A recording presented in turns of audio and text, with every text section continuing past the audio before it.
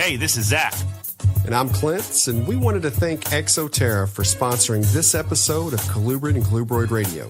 Exoterra is the industry leader in glass terrarium enclosures, and we are a big fan of getting to see the species we work with both at home and at the university. We utilize Exoterra caging here at Metazotics, and in addition to top quality terrariums, Exoterra offers an array of heating options, lighting, supplements, decor, and truthfully anything needed or wanted when keeping reptiles. Thank you, Exoterra, for supporting Colubrid and Colubroid Radio. Hello, everybody. Welcome to, I think, what is now our third live in a row? Second? Sounds about right. I think it's sure one of those two. Yeah. How about that? Okay, so, yeah, what are we talking about tonight? We are doing the gray areas of herpetoculture. So what does that mean?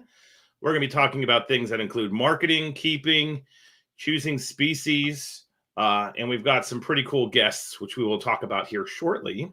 But before we get into that, standard issue operating procedure, our SOP. How's it going, dude? It's going well, man. It's been a good past week and a half, and 2 weeks, I guess, since the last time that we were on and talking, and lots going on. A lot has gone on, but it's all been pretty positive. Yeah, no, same here.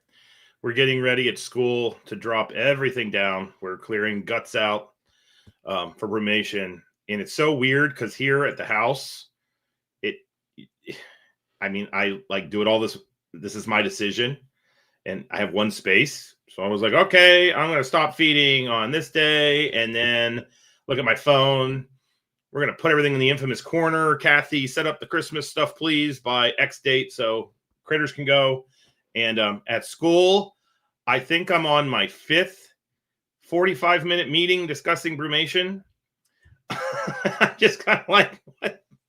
Just get the poo out of them, put them in a cold place. Like that, I don't know how many other ways you can say that. So, but it's different when you're brumating snakes and there's 100+ people involved in the process. And we have the new building, and that's where the animals are going for brumation, and we're not entirely confident that the room is not going to drop too low. Or recently we figured out that the freaking HVAC's dumping heat, like way too much heat.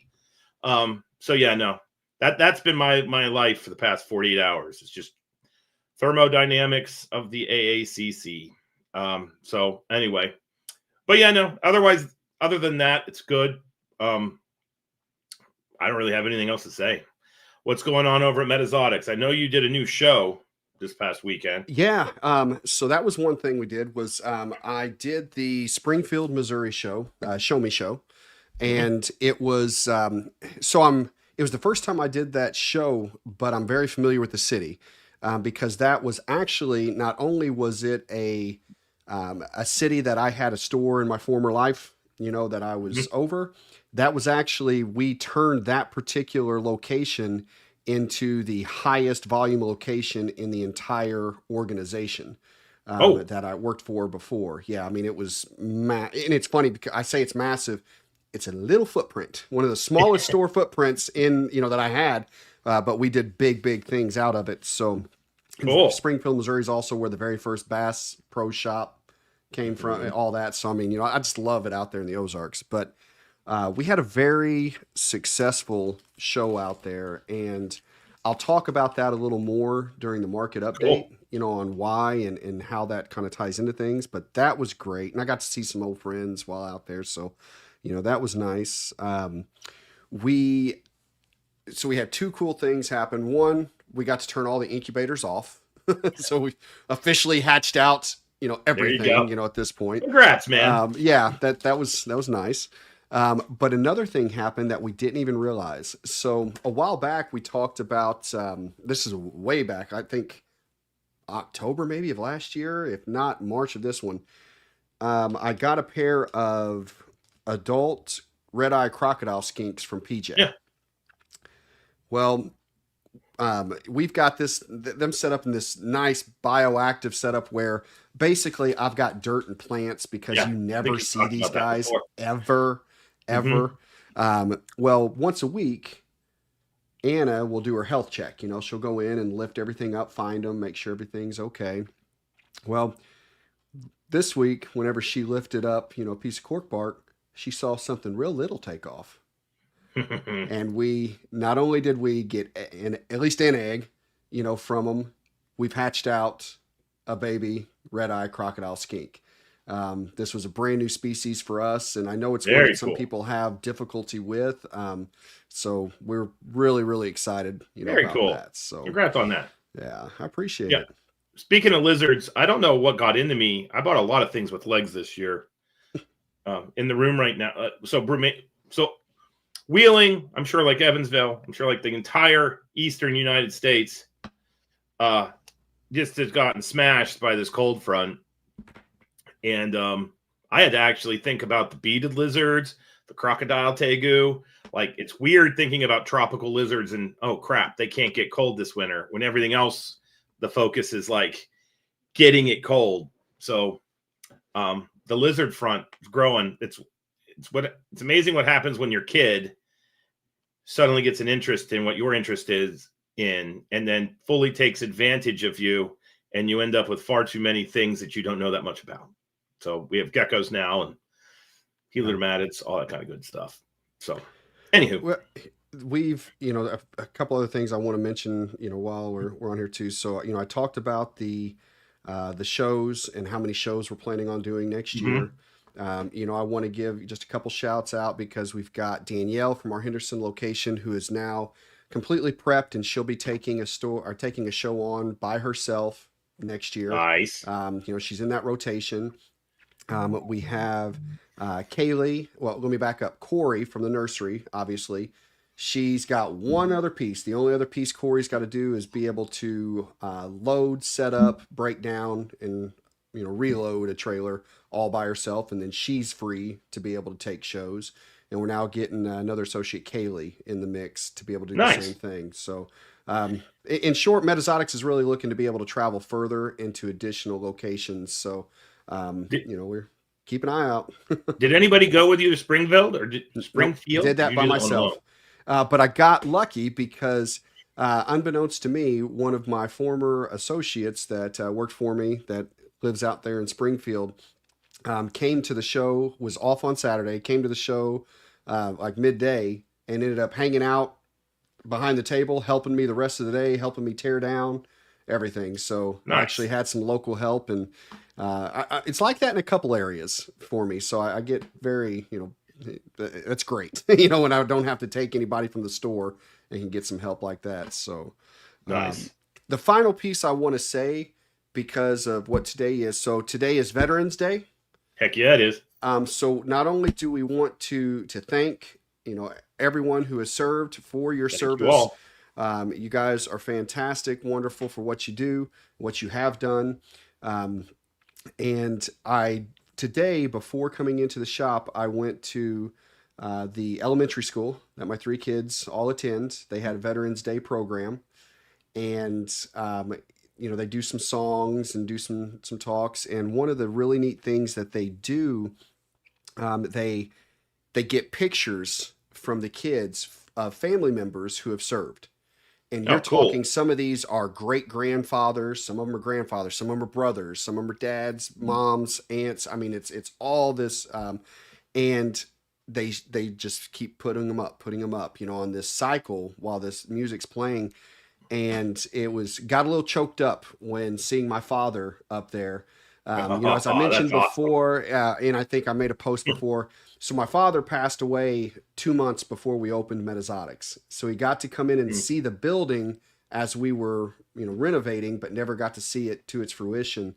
And my father was a Vietnam veteran. So just want to, again, say, you know, give shout out to my pops, and for all their servicemen and women out there. You know, we appreciate you guys. Absolutely. 100%. But that's what I've had going on, buddy. So no, I pretty much covered what's going on. It was nice to have. I mean, I had a lot of far too many meetings. I don't hate meetings, West Liberty University. I just wonder how many of the hours of my life I've lost could have been an email.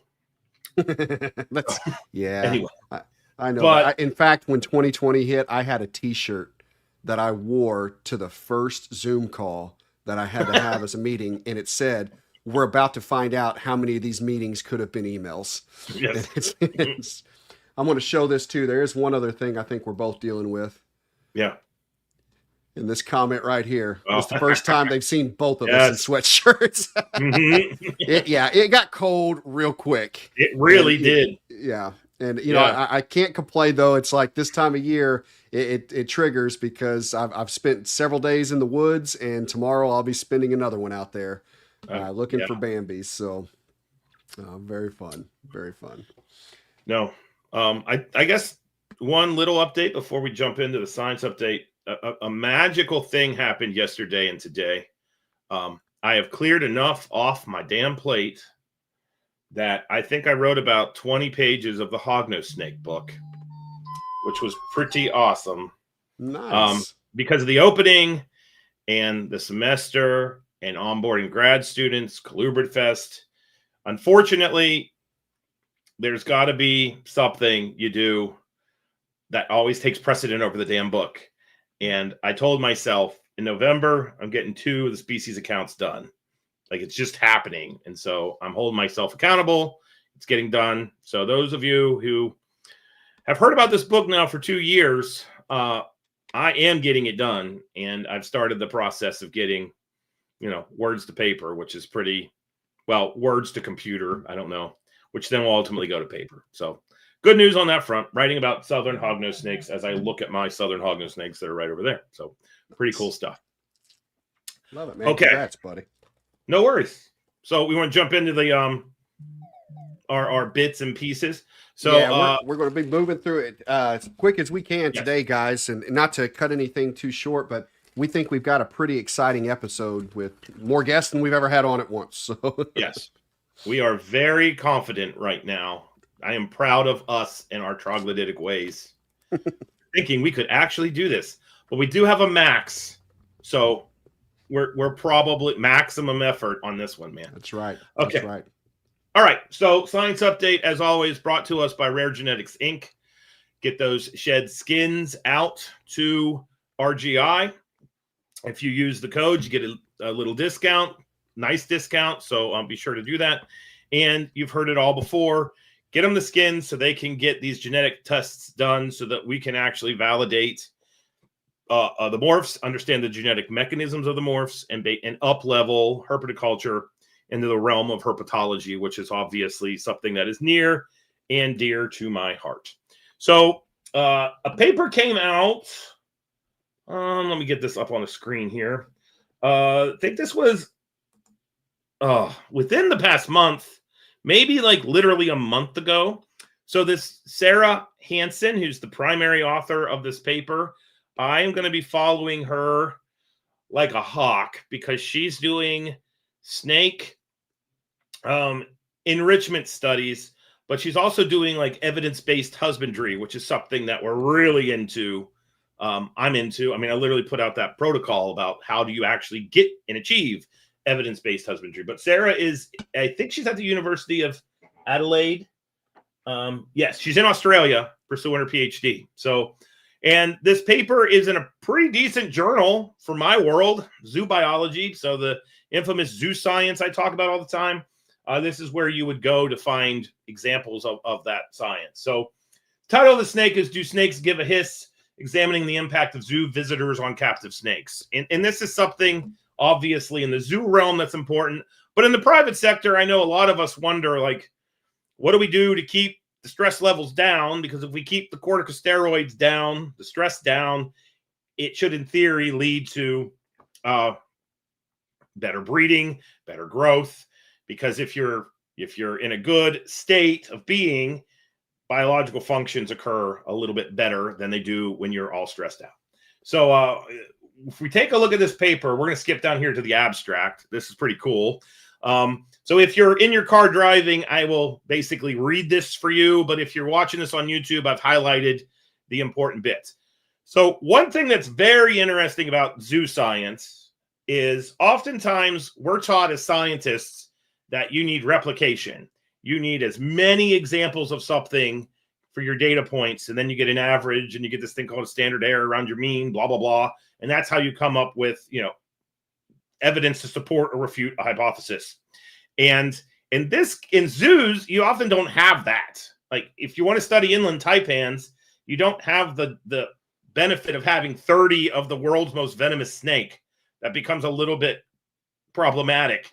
So, and as keepers, we all know how much money it costs to keep 30 of the same thing.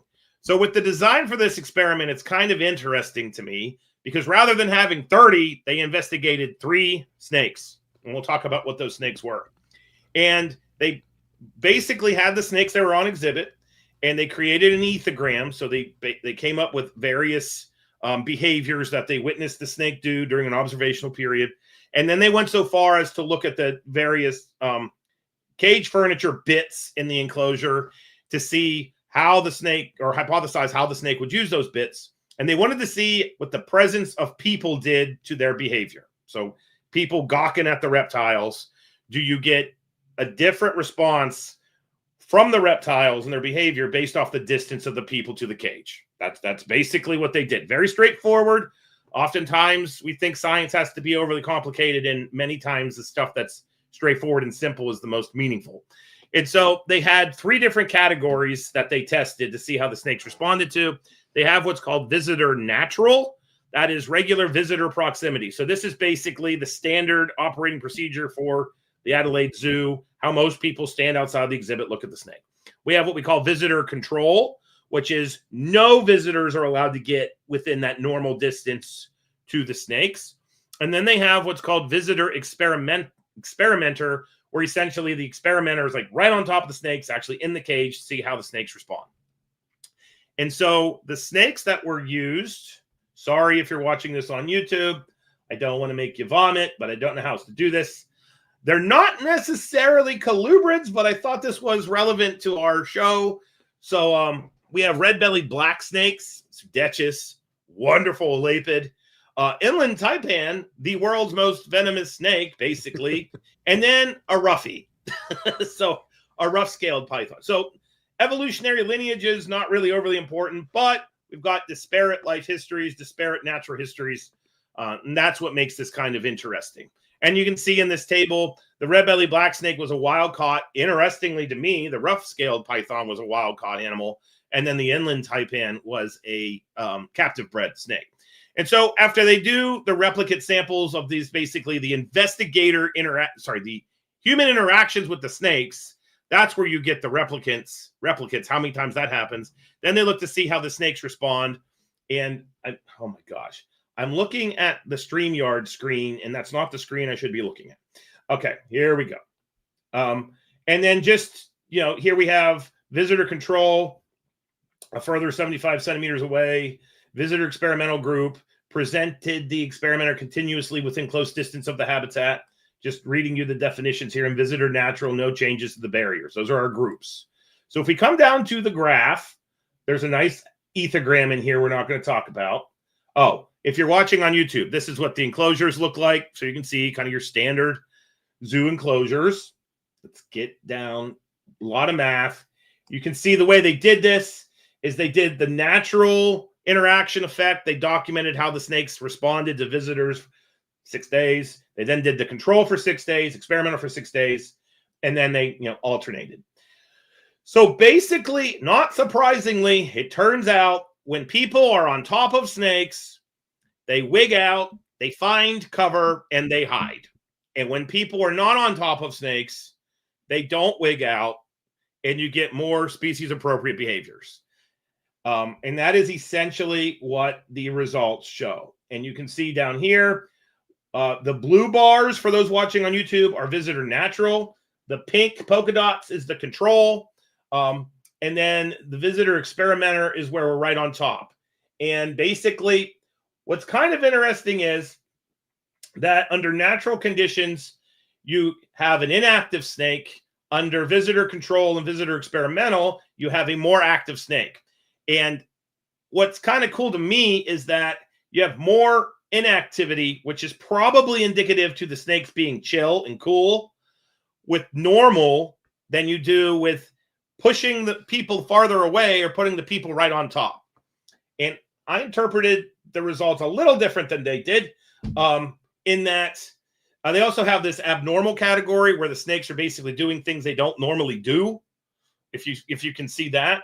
And you get an elevated abnormal response with the experimental group, which is when people are right on top of the cage. So all in all, if you kind of calculate what these things are saying, it's basically saying that you can have a snake, it based off these 3 snakes. So we're talking about a sample size of 3 animals. So don't overinterpret what we're saying. If you have an enclosure, it's glass fronted, and you have people present, the snakes habituate to the people presence to a point where you get more naturalized behaviors in that situation, such that people presence doesn't lead directly to negative response. But if you've got a whole bunch of people gawking at the snake right on top of it, tapping the glass, doing everything we tell people not to do, it's probably going to lead to a stressed out snake. So it's not like rocket science. And some people might be asking, why did you do that? That's a very straightforward experiment. Well, sometimes, believe it or not, in science, and I'm a scientist, so I can say this, we have to do extremely obvious things to point out obvious things. And that is basically what this is an example of. It's a pretty interesting study. I could go into this in more detail, but Clint has a massive market update on the fringes here. So if you're interested in this paper, I obviously have a PDF of the paper. I am going to do something a little different. I am going to send the paper to our good friend Max.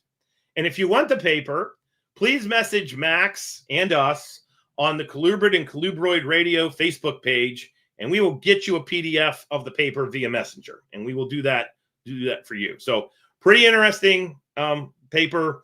There you go. Okay. The issue they have failed to control is a mix of semi-arboreal. Well, this is Scott Eiper. There's more than a handful of small issues with this paper.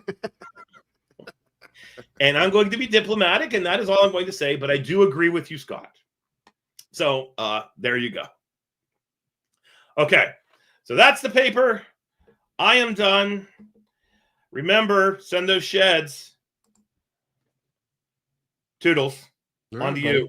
You know, I think that while what we see there is, I think we all kind of were like, yeah, you know, as expected. But to the point, I think what would be neat is to see how it affects different groups of snakes. You know what I mean? If they did that, because then that would be really neat to know. Well, one final thought. This to me is kind of can you do this kind of investigation paper? I feel like it is a pilot study. Pilot studies are where you basically promote a protocol to see if it's going to work. Then you use a small sample size to kind of do a proof of concept kind of deal. And then you follow it up with a much larger, more intensive study. If I had a criticism of this paper, I feel like they should have definitely led with that. That should have been a part of this discussion. More so than it was. So there you go. But I like the paper because I wouldn't show it on CCR if we didn't. So there you go. Fair enough. All right. You're up, bud. All right, buddy. The market update, as always, is brought to us by the Show Me Reptile Show and the Show Me Marketplace. As we always say, Mickey and the Show Me group, they certainly support us. They support Colubrid Fest, as Colubrid Fest couldn't take place without them. So as always, support those that support us, and by us, we mean those in the Colubrid community. All right, so this is the first market update of November, which means we are going to go over numbers. We're going to go over a lot of things, and I am going to try to do it as quickly as I can, but not so fast that it loses what we're after here. Let me make sure I can. All right, so let's hit with the graphs. And as always, we start off with the ball pythons and the total listings, as they tend to typically go together. But here's, as we can see, going all the way back from January of last year, All in all, that line, while we've got our peaks and valleys, continues to dip on a downward trend. And for those who are listening to this on Spotify and not watching it on YouTube, I will start giving some numbers here in just a minute, but we are going over the graphs at the moment. And then we have the total. And again, the same thing I pointed out last month that I want to point out this month is this gap. And the gap I'm referring to is normally the lines really followed, mirror images of one another when it came to the ball python listings and the total number of snake listings on Morph Market. But as we can see, there continues to be a gap that is widening between the number of ball pythons listed and the total number listed. And what that means is we're having fewer ball pythons being listed as a whole. That market share continues to be reduced. But not only is the market share being reduced, it's for ball pythons, the market share for everything else is growing, not just because there are fewer ball pythons, but because there are more of these becoming available. There's more interest taking place. So we continue to see that split there, that gap widen. And that's interesting to me. To kind of put this in perspective, we have 35,196 ball pythons listed in November of this year. There were 40,269 that were listed in November of last year. Total listings are 54,484 versus 57,421 last year, same November. So again, we're seeing that increase in the other species. And think of it in terms of a show. We're always saying that we miss reptile shows. Yeah. You know, we want that diversity. That right there is showing you in the market where that diversity is starting to come back. As far as colubrid listings, yeah, absolutely. We've got bulls and pines. You can see they continue to climb. Corn snakes, that just is amazing to me, how big we see the big peaks, the dips, the peaks. But I mean, you can see we're still sitting so high on corn snakes, over 3,000 of those listed right now. Again, we will go over some specific numbers in a moment. Garters still holding, so close to zero. It's, they're so underrepresented, as I say, every single market update. Hognose, they follow the same kind of patterns almost to the same degree as corn snakes, but at a higher level. We're sitting right at 4,000 hognose listed right now. House snakes down there with garters. Kings, we're sitting around 1,500 listed, and they're, climbing. Milk snakes climbed a little bit from last month, but really have stayed pretty flat through the course of the year. A little bit of a dip, a little bit of a, up, but not a whole lot of change. So, we're pretty much seeing as many of those sell as that get listed. Rat snakes, those are on the climb at the moment as well. And then all others, we're still seeing on the lower level, but a little bit of a jump. These are the 2 points I pointed out last month that I want to point out again. And this is when looking at November of last year compared to November of this year, look at corn snakes and look at hognose. Significant increase in the total number of listings. And I probably have this that we'll look at, but just in case we don't, it looks like we're roughly at about just over 2,500 listed corn snakes in November of last year, where we're now somewhere around 3,100 to 3,200 listed November of this year. That's a significant jump for a species that's been on the market longer really than any other snake species out there. So that's something to watch. It's why really I would recommend on that one in particular, work with what you love and work with what's less common, because it's going to be hard to get some of those moved otherwise. The hognose, another big jump. We're talking right at roughly 3,000 listed November of last year, upwards of 4,000 listed this year. A 33% increase in the number of hognose on the market in just a year's time. So that's incredible. that market still seems to be doing fine, still seems to be doing strong. But I will say it seems to be at its strongest when it's not at the base level morphs, mutations, or combinations. So the higher ends certainly move at a more rapid pace. Market share. Ball pythons are down to 65% of the market share. Wow. I mean, what was their highest point? 85.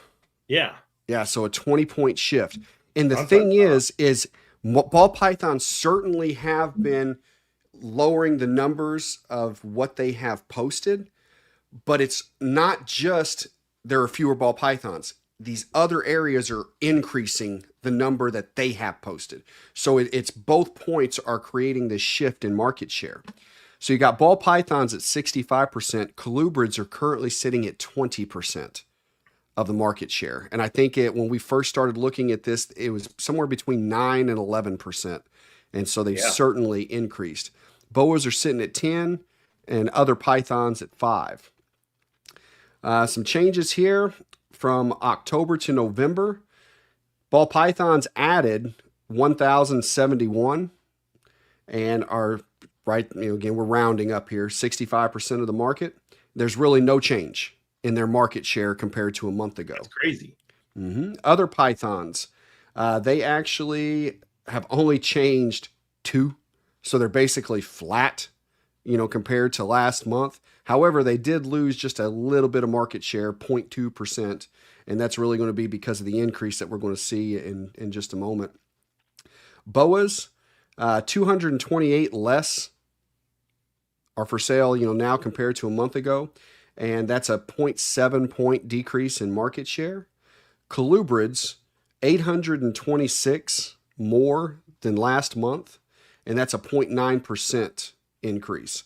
All in, there was a 1,667 increase, and that all was driven from ball pythons and colubrids. The overall pie, so to speak, the market increased 3.2 points compared to where it was a month ago. And I think that's where we're really seeing a lot of the final listings, meaning here's all these that have finally gotten available and are getting on there. And so we're seeing that increase. We may see a little bit in the beginning of December, but it's probably going to start going down after that. Colubrid market share, we'll just kind of walk around this pie here. Hognose, as we already know, 35%. And that's a little lower. Remember, it was at 40% at one point, and that's really because we've had a couple other categories kick up a couple notches. Corn snakes are now at 28%. King snakes at 13%. Bulls, pines, and gophers all combined make up 8%. Rat snakes, 7%. Milk snakes, 4%. The other colubrid category, 3%. And now garters and house snakes both are making up 1%. To give those an actual numbers, we'll rattle those quick. Pituophis, 849 are listed. Corn snakes, 3,183. Garters, 66. Hognose, 3,980. House snakes, 66. So garters and house snakes are literally tied at 66 each. King snakes, 1,511. Milk snakes, 490. Rat snakes, 763. That one always surprises me, really. Which because one? Rat snakes. Oh. And I say that because you think about how many species of rat snakes there are compared to the number of Pituophis species. And for there to be more Pituophis listed for sale right now than rat snakes is kind of incredible to me. Well, I think that's just simply because Jason Nelson listed every single thing he had. Yeah, that could very well. But in all fairness, I listed every single rat snake I had. So there you go. I mean, it's, I've even kind of joked what I should probably do at some point is see what percentage of the rat snake listings are Metazotics, out of the total, just because of how many we do. But and I see that in peace and love, Jason. Oh, absolutely. Tempting the hell out of me every time I look. And then all others, 315. All right, so let's get into some of the current trends and patterns. So this was something really cool, and I was very appreciative that Darian shared this, and he shared it actually on his Facebook page, and I wanted to make sure to point it out. So Darian from Morph Market had shared that in October, they had a record number of animals sold. 16,193 animals sold on Morph Market in October. Their previous record was October of 2022, 8,403. So, I mean, that was an incredible jump. He did want to separate out 5,724 of those animals were sold on auctions, which meant 10,469 were sold on non-auction. So that still beat the previous record, even if auctions were completely out of the mix.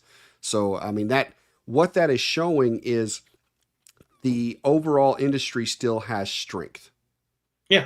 There may be certain segments that struggle, this or that, but the overall industry is still moving.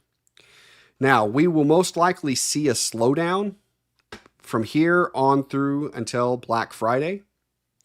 And it's going to be, not only are people waiting to see if there are deals for animals on Black Friday, but they're also they're waiting to spend their money on anything else that they want on Black Friday. So be surprised if you see things dry up over the next couple weeks. The first week after Black Friday, you'll have a lull as well, because everyone kind of blows everything they have. Exactly. Yep. So that 4-day period, once that's passed, you'll see a little bit of a lull for that first week. We do see that the ball python market share continues to decline. Hognose and corns have gotten even heavier. We pointed this out last time, and we still see that thickening even more. And as I said before, show attendance is lessening, but in-person buying is still strong. I'm still experiencing that at shows where we don't always have the biggest turnout, but we still are being successful in what's moving. Some 30 and 60-day advice here. Now, these first few are going to be kind of repeats from last time, but with a little bit of time frame change. Black Friday is only 2 weeks away. How will you capitalize? Be thinking about it. Be on point for taking advantage of it, because everyone is going to be looking for deals. This is a time for you to be able to make some movement. We have 2 to 3 weeks left of shipping weather, maybe, depending on where you're at. Be cognizant of that with payment plans. Plan your spring breeding now. Who should move on? This is a time where you can kind of soften up some of the breeding tubs and breeding cages by moving animals that no longer are going to fit in projects to make room for holdbacks and things like that. And I also said before, 2026 show schedules are out in most cases. Where will you go? Now, some new things. As far as shipping, the week after Black Friday, only ship on Wednesday. Okay, and I'm going to say that for a couple reasons. One, because shipping on Thursday is always a risk, because if it doesn't get it there on Friday, it's hung up somewhere all weekend, and you don't want that. I'm not saying I never ship on Thursdays, but when you're going into cold weather, a weekend can be a death sentence. So I don't recommend that. However, so much gets purchased on on Black Friday, Small Business Saturday, Cyber Monday. So because of that, there's going to be an enormous amount of shipments going out on Monday and even Tuesday of the week following Black Friday. So if you're going to ship after Black Friday, do it on that Wednesday. That's your safest bet. In December, and this is weather permitting, only ship the first 2 weeks. After the first 2 weeks of December, shut it down, and you need to be shut down until after the 1st, and then it's weather permitting. That's because at that point, you're starting to get all of the holiday delays with Christmas shipping, and it's just not worth the risk during such a cold time of year. I'm also going to recommend you try new shows if possible. Shipping is going to be scarce. People know that. You know that. If you go to shows that you haven't done before, you bring a new face, make sure you bring a presence, and bring offers that they haven't seen before. And I don't just mean in price. I said I was going to mention Springfield. First time we did that show, we had an extremely warm welcome at Springfield. And I think it was because we were certainly bringing things that obviously don't always get brought. We're bringing a heavy colubrid presence, a big mix. And we had a lot of attention from vendors before the show ever opened. We had several people asking us, are you coming back? Will you guys be back? And that's a good sign, because that is basically telling me that a lot of those who were in attendance weren't planning on running into anything like what we had. They weren't prepared for that purchase yet. And that's very common. And that's fine. Which tells me we are certainly set to have another successful show the next time that we do this one. One of the biggest compliments we received while out there was a customer came up, was buying a California king snake from us, and she said, I just want you to know everybody's talking about your table. You know, everybody, vendors, customers, all that. And that was really cool. Now I think a big part of it was we had a paradise snake on the table, paradise flying snake. And that thing was wicked looking. And so, I mean, it got all the attention, throughout I saw that show. when you did your video. It's stunner. And so people were really, really digging it. And it was good. Like I said, all in. That was a good show. Show Me put on a good one, had a good vendor turnout, good crowd, and very successful. But I want to share that as an option for everyone, is when you're the new kid, in a show, so to speak, and you're bringing, things that aren't on every table, you're going to get some attention. And so this may be a time to do that when it's too cold to ship. Finally, you need to buy your supplies, your husbandry supplies, and your caging now, before 2026. Increases are coming. And I'm not just telling you that I'm guessing on this at this point. I have specifically had vendors, some of the big providers, let me know that, one, I've already seen price increases from a wholesale level. So as someone that sells retail, I've already watched it increase. And I've had those who have not yet increased their prices tell me in 2026 it's happening. So in January it's happening. May not be significant, may not be massive, but don't beat up your retailers, don't beat up your online sellers. It's catching up with us. Let's put it that way. We are still dealing with tariffs to a degree. Even on the, we hear, that they've eliminated this tariff or eliminated that tariff. There are still tariffs on things like aluminum, steel, a lot of the raw supplies that we still get from other countries brought in. Even if it's going to be American made, we're having to pay these higher tariffs on the raw goods, and that's going to increase these prices. Had a deep conversation with a supplier about that. And there's people even getting creative, where sometimes it's the way that customs, it's classifying some of these things. Very popular caging that's on the market right now. I'm not going to go into it or who, but a very, very popular cage system is classified as a utensil by customs. A utensil. And it's because of what it's made of. Yeah. Pretty interesting. And well, then it got popped with tariffs because of that. So there's been some changes to this particular caging that will be released and shown in the coming months, where it now holds water where it didn't previously. And because it holds water, now it can be classified as an aquarium. There you go. So, I mean, there's things like this that, I mean, people are trying to figure out ways to keep costs down for the consumer. But it is a battle. It is, some creative thinking on a lot of parts. So, okay. But that's pretty much where we've got it.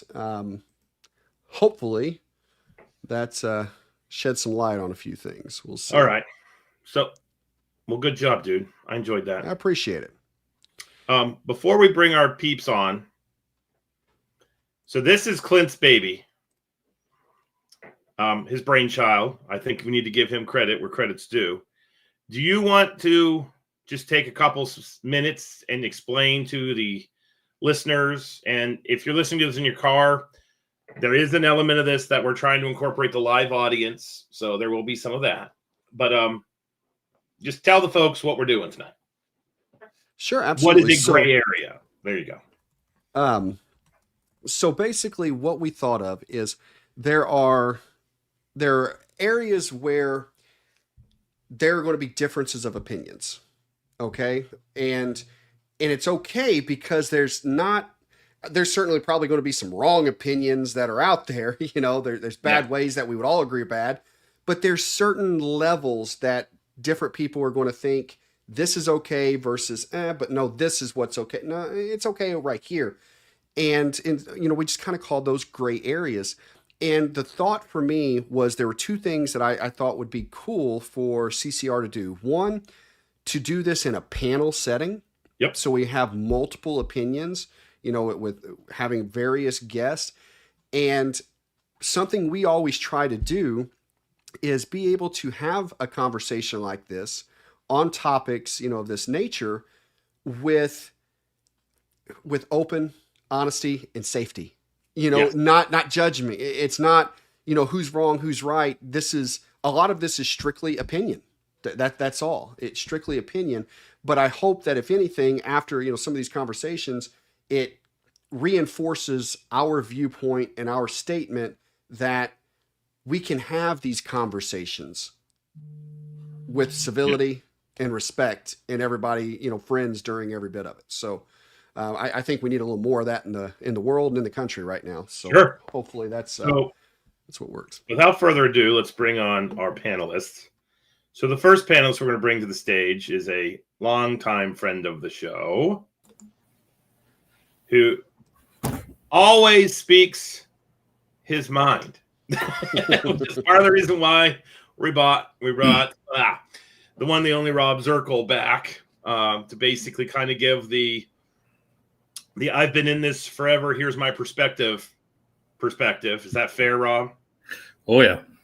Okay. I'll throw an opinion out there. Yeah. Yeah. So we've got Rob. Then new to the show, two additional guests. So we've got to introduce Ms. Brooke Elder. How are you tonight? Good. How are you guys?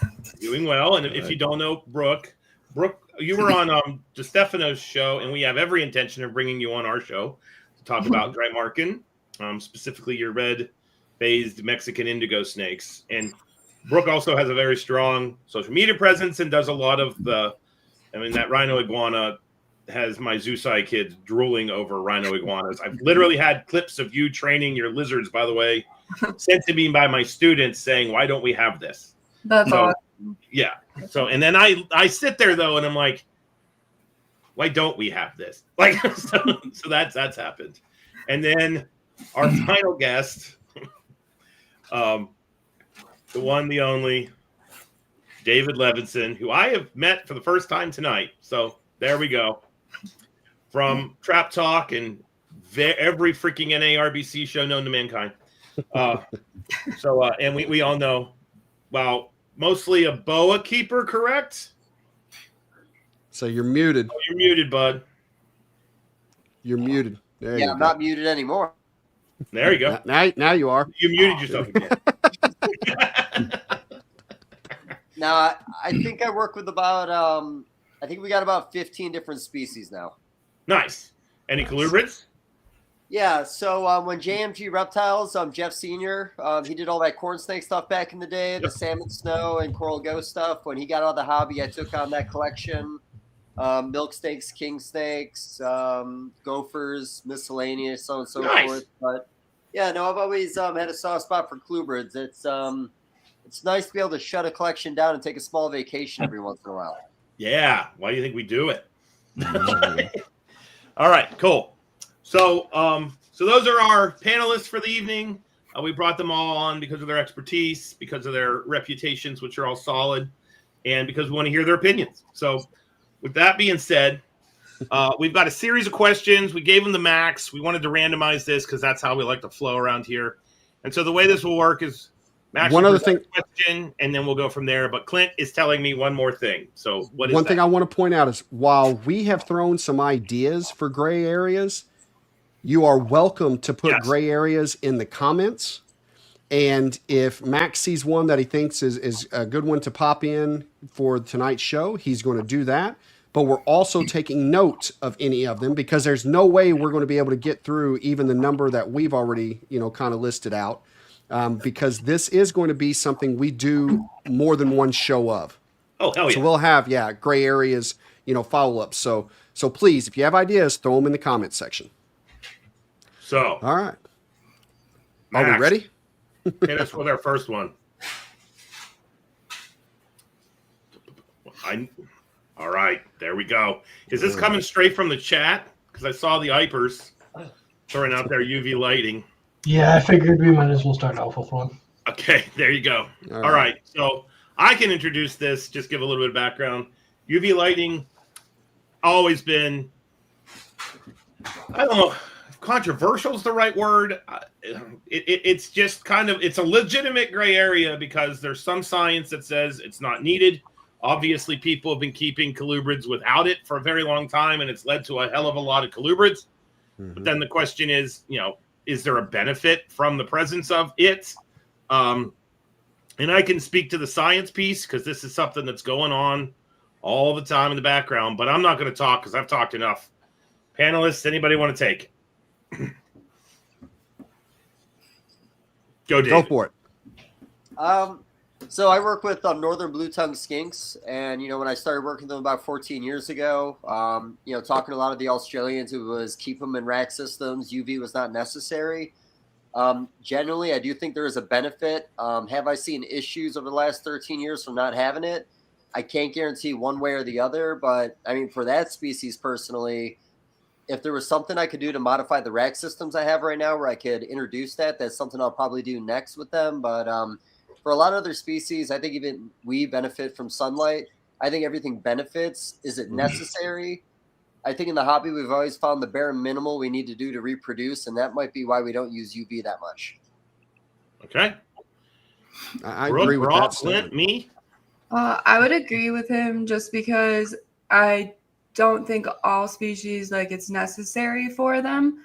But I do see animals utilize it, and I've seen gravid females utilize it.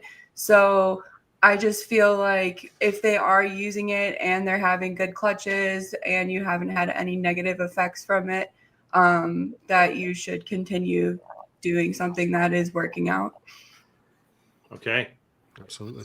I use no lighting on anything, but I do believe it has a positive beneficial for lizards, definitely more so than snakes. But I'm a firm believer of nothing's written in stone, and if you have it and you want to give it to them, and that animal benefits 1% by it, why not give it to them? Being primarily a racker and a tubber and doing this as long as I have, and I've seen people, one of my mentors bred some of the rarest stuff in plywood cages with sheet metal bottoms and incandescent light bulbs for heat, and bred womas and blackheads and Madagascar grounds and stuff back in the 80s when most of us had never seen it before. So I don't believe it's necessary, but, by all means, if you have it and you want to use it, why not give it to them? I see no problem with people using it or incorporating it into their husbandry practices. Yeah, I think that's... I will not be doing it, but... And I think that's kind of where a lot of the hobby is, that's in the middle, where it's more of a, does it have to take place for everything? No. Can everything receive benefit from it? Yes, or probably most anyway. As we all know, like most of the lizard species, it's pretty, certain ones anyway. I think with snakes is where it's up for debate, by others. And I think, we're seeing more and more studies. Zac, you're able to speak to that, where, they are using it. They are doing it. In fact, I can say that I have personally watched my Prasinum use it. I've watched rhino rat snakes use it. I've watched now Rains rats, because we just set them up, with some as well. And I've seen that utilized on those 3 species specifically whenever it's offered. They actually do go and bask. And those are species that, don't really need the heat to bask either, but they are going out and utilizing it. So, my opinion is just that, where I don't think it's necessary for most species to go to produce and to live long lives. But do I think they are a little better off if we can provide it? Absolutely. And I also, and maybe it's just my old eyes, but it's almost like when you do provide UVB for some of these snakes, they look better.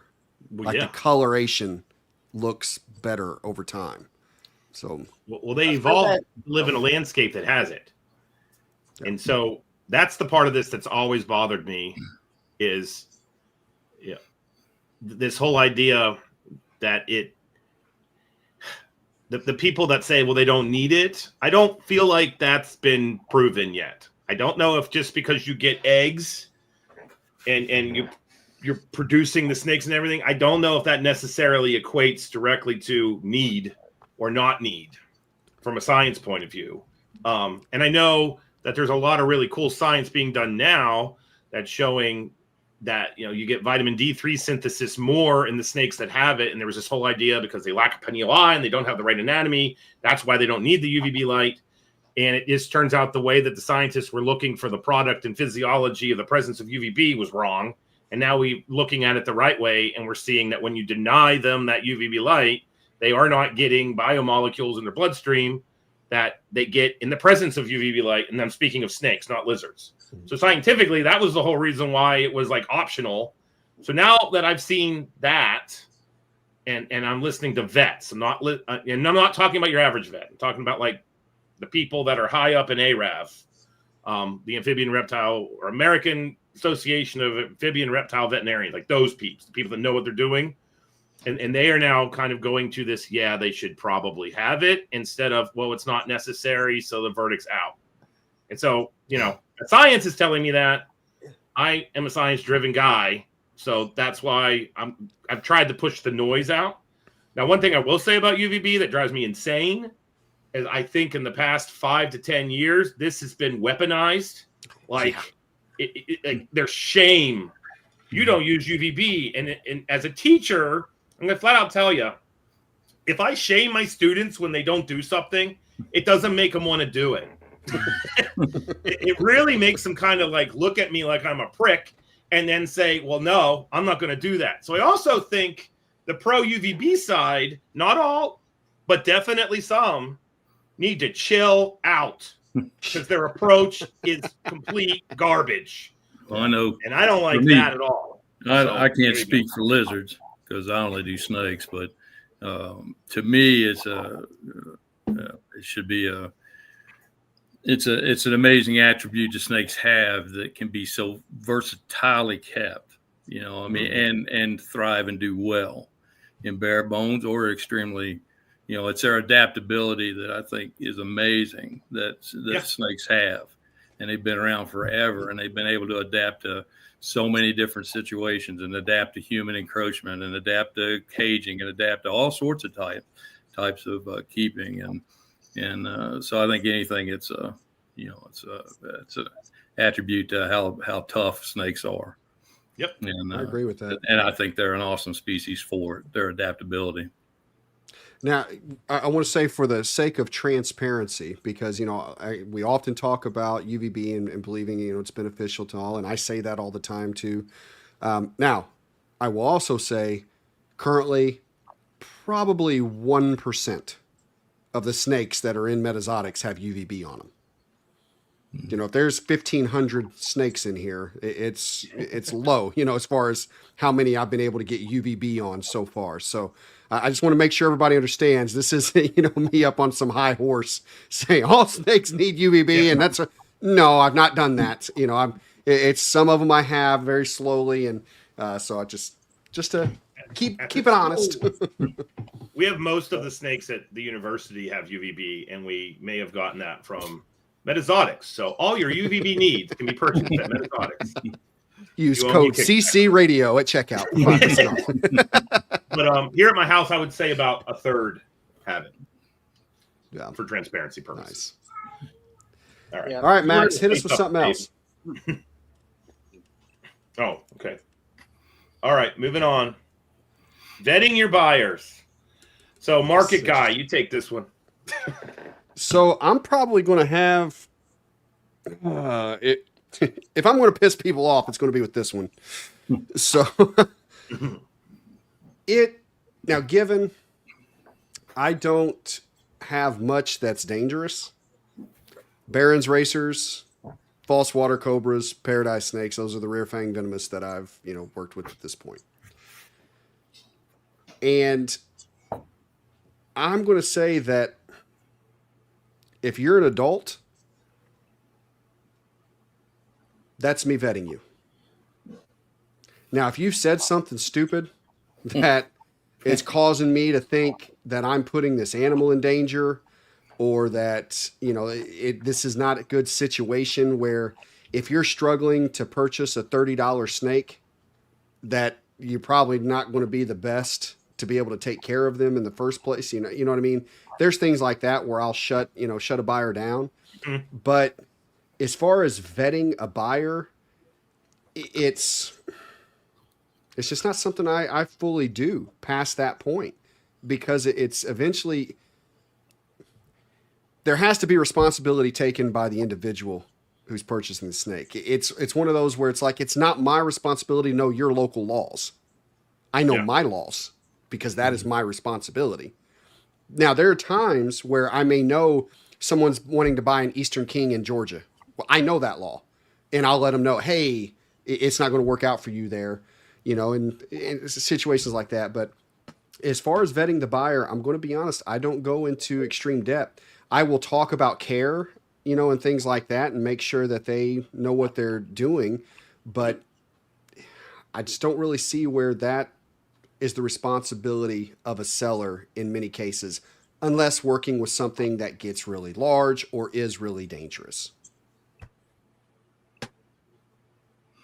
Well, I know that I've been known to talk more people out of stuff than into stuff. I have a ton of people, and I'm not stabbing it at any particular group of keepers, but let's say, I have a ball python guy, and he wants to try something different. His room's 85 and 88 degrees, and he wants mandarins, or he wants rubber bows. Mm-hmm. No, I'm not going to sell them to you. You're not going to have a positive experience. So, and I don't want the phone calls when the animal doesn't work out. I've done that more times than not. People want blue beauties, and you'd probably be better off trying to Taiwan at first. Try to steer. Ultimately, as breeders and keepers, I think that it is our job to do everything that we can to get a positive experience for the keeper or the future keeper. Now, laws, that falls on the shoulders of people that are buying. In my opinion, the state of Ohio's got a whole lot of goofy laws, all about indigenous stuff. Can't have any of them without a lot of permits and pit tag and a lot of stuff like that. And there are people here in the state of Ohio that, because ODNR hasn't changed the scientific name in their books and the black rats are still obsolete, and they go, well, they're not calling them Allegheniensis now, so I can have them. Well, if that's the hill you want to die on, knock yourself out. I'm not interested. So some of it comes on the buyer for sure. But I think being an older hobbyist, I don't want the phone calls when you don't know why your mandarin won't eat and you're keeping it at 84 degrees. After I've told you everything about it. Right. And to me, that's almost not vetting. That's giving the information. And then at that point, the buyer, is determining whether or not they can meet the care needs or the requirements or whatnot. So I think whenever I hear it, I'm like most everybody. I bet more people have refused to sell animals to people for whatever reason, than people would know. Yeah. David, Brooke. I was just gonna say I'm a small scale breeder, so I probably don't work with as much as like you guys are working with. So I do take a little bit more time. Just based off my social media, especially, it's not really geared towards selling things. I do put animals up for sale, but it is a lot of me interacting and building relationships with like my lizards and the different animals that I do work with. So I think like if someone's reaching out to me and they get past because they generally just ask me how much, and then I tell them how much. And if we get past that, if they have questions, moving forward about it, I always help them. But I am upfront about the cons and the pros of each animal that I do sell, just to make sure they go to good homes the first time, but that doesn't ensure that that's always going to happen. And I think that's just a part of breeding, because you can tell someone 100 different things when they're picking up an animal, but they'll remember like 5 things. And that's just inevitable when someone's that excited for a new animal. They might just have information go in one ear and out the other. But then there are other buyers who have been, following you for a few years, and they're like, this is my dream animal, and they want to do everything right before they get it. So I feel like as a seller, if you're selling animals in the world, that's just inevitable, like both ends of the spectrum. And if you're going to choose to sell animals, you have to understand that sometimes people are going to mess up and kill animals, and then there's other times they're going to do great and they're going to thrive. Yeah, I kind of agree with everybody a little bit on this. I will say when it comes to being at a show face to face, I probably give way more information than anybody needs, to the point where I probably scare people off of sales. Also, same thing where you're talking about big constrictors earlier. One reason I don't work with some of the bigger stuff is I honestly don't want to turn people away from sales. I want to work with things I can sell to a lot of general people, I guess you could say. And then, just like Rob said, with conditions at your home, when you go to the shows, you sell a lot of pets. A lot of the animals I work with, whether we're talking colubrids, blue-tongued skinks, those are mainly pet people for me. So, what are the conditions of your house? Now let's talk about how your setup needs to be, so on and so forth. Sometimes when we have that conversation, they realize the animal might not be right for them. But when it comes to online sales, there is definitely less information given in the approach of the sale. Unless it's asked. One last thing on that too. Ben Rennick didn't used to have like a care card, but eventually he had to give a care card because he sold a $5,000 snake to a guy. The guy said he couldn't get it eating, and then he sent him a picture of this $5,000 animal in a horse trough. So sometimes you got to give a little information. Sometimes you assume people know what they're doing.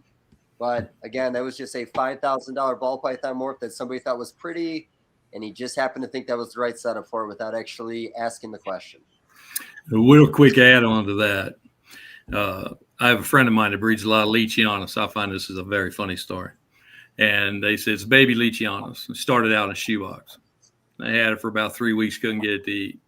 They brought the thing to the show, and they were literally keeping it in a cardboard goddamn tennis shoebox.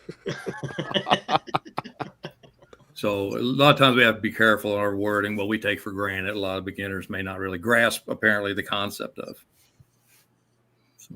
So I'm the odd man out. I think it's because of the false water cobras. I vet the living crap out of the people before I sell them a snake. And the reason why I do that is I just don't want to deal with the drama when something goes wrong with a 7-foot snake that ends up wrapped around a kid or whatever. No. Exactly. And I also want to make sure people know what they're getting into, because I find with the falsies that the little guys are far more psychotic than the big ones. They I don't know. Like I've had people say, like, so I'm not anti-bioactive, but when people hit me up with, I want to get a false water cobra and I'm going to put it in a 9-foot bioactive cage, I'm just thinking about those turds that are bigger than a toddler's. And I don't give a crap if you've got 10 pounds of isopods in that cage, it's not going away.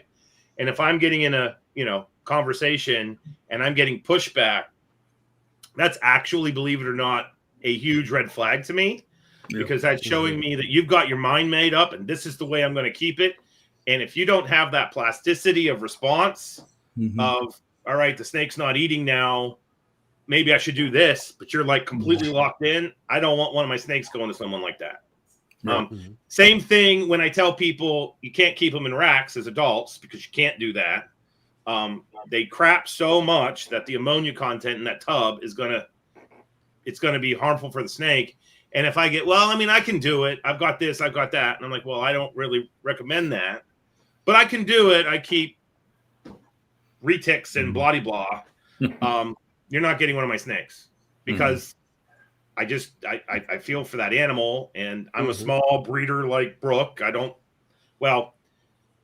I also make more false water cobras than anybody in the country. So there's that. I had to say that before Clint jumped all over that. But if I wholesale the animals out to somebody, I also understand I'm passing those on to that individual, and now they're theirs to deal with all of this. Mm-hmm. So I don't know. That's my stance on it. But it's just really false water cobras that I do the big vetting on. Mm-hmm. And nine times, and of course, if they say, I bought your book, you're getting a snake. Like, that's the way that works. So I want to say this right here is exactly what I was envisioning for this episode, where, you know, that one topic, you had slightly different views. There were some similarities, but slightly different views all the way around the table here. Mm-hmm. And that's what it's about. That's what's great. So just warmed my heart, guys. Just warmed my heart. So, all right. What we got, Max? Oh, good one. We've talked about this, so we'll leave this up for the guests first. Yeah. Who wants to jump in?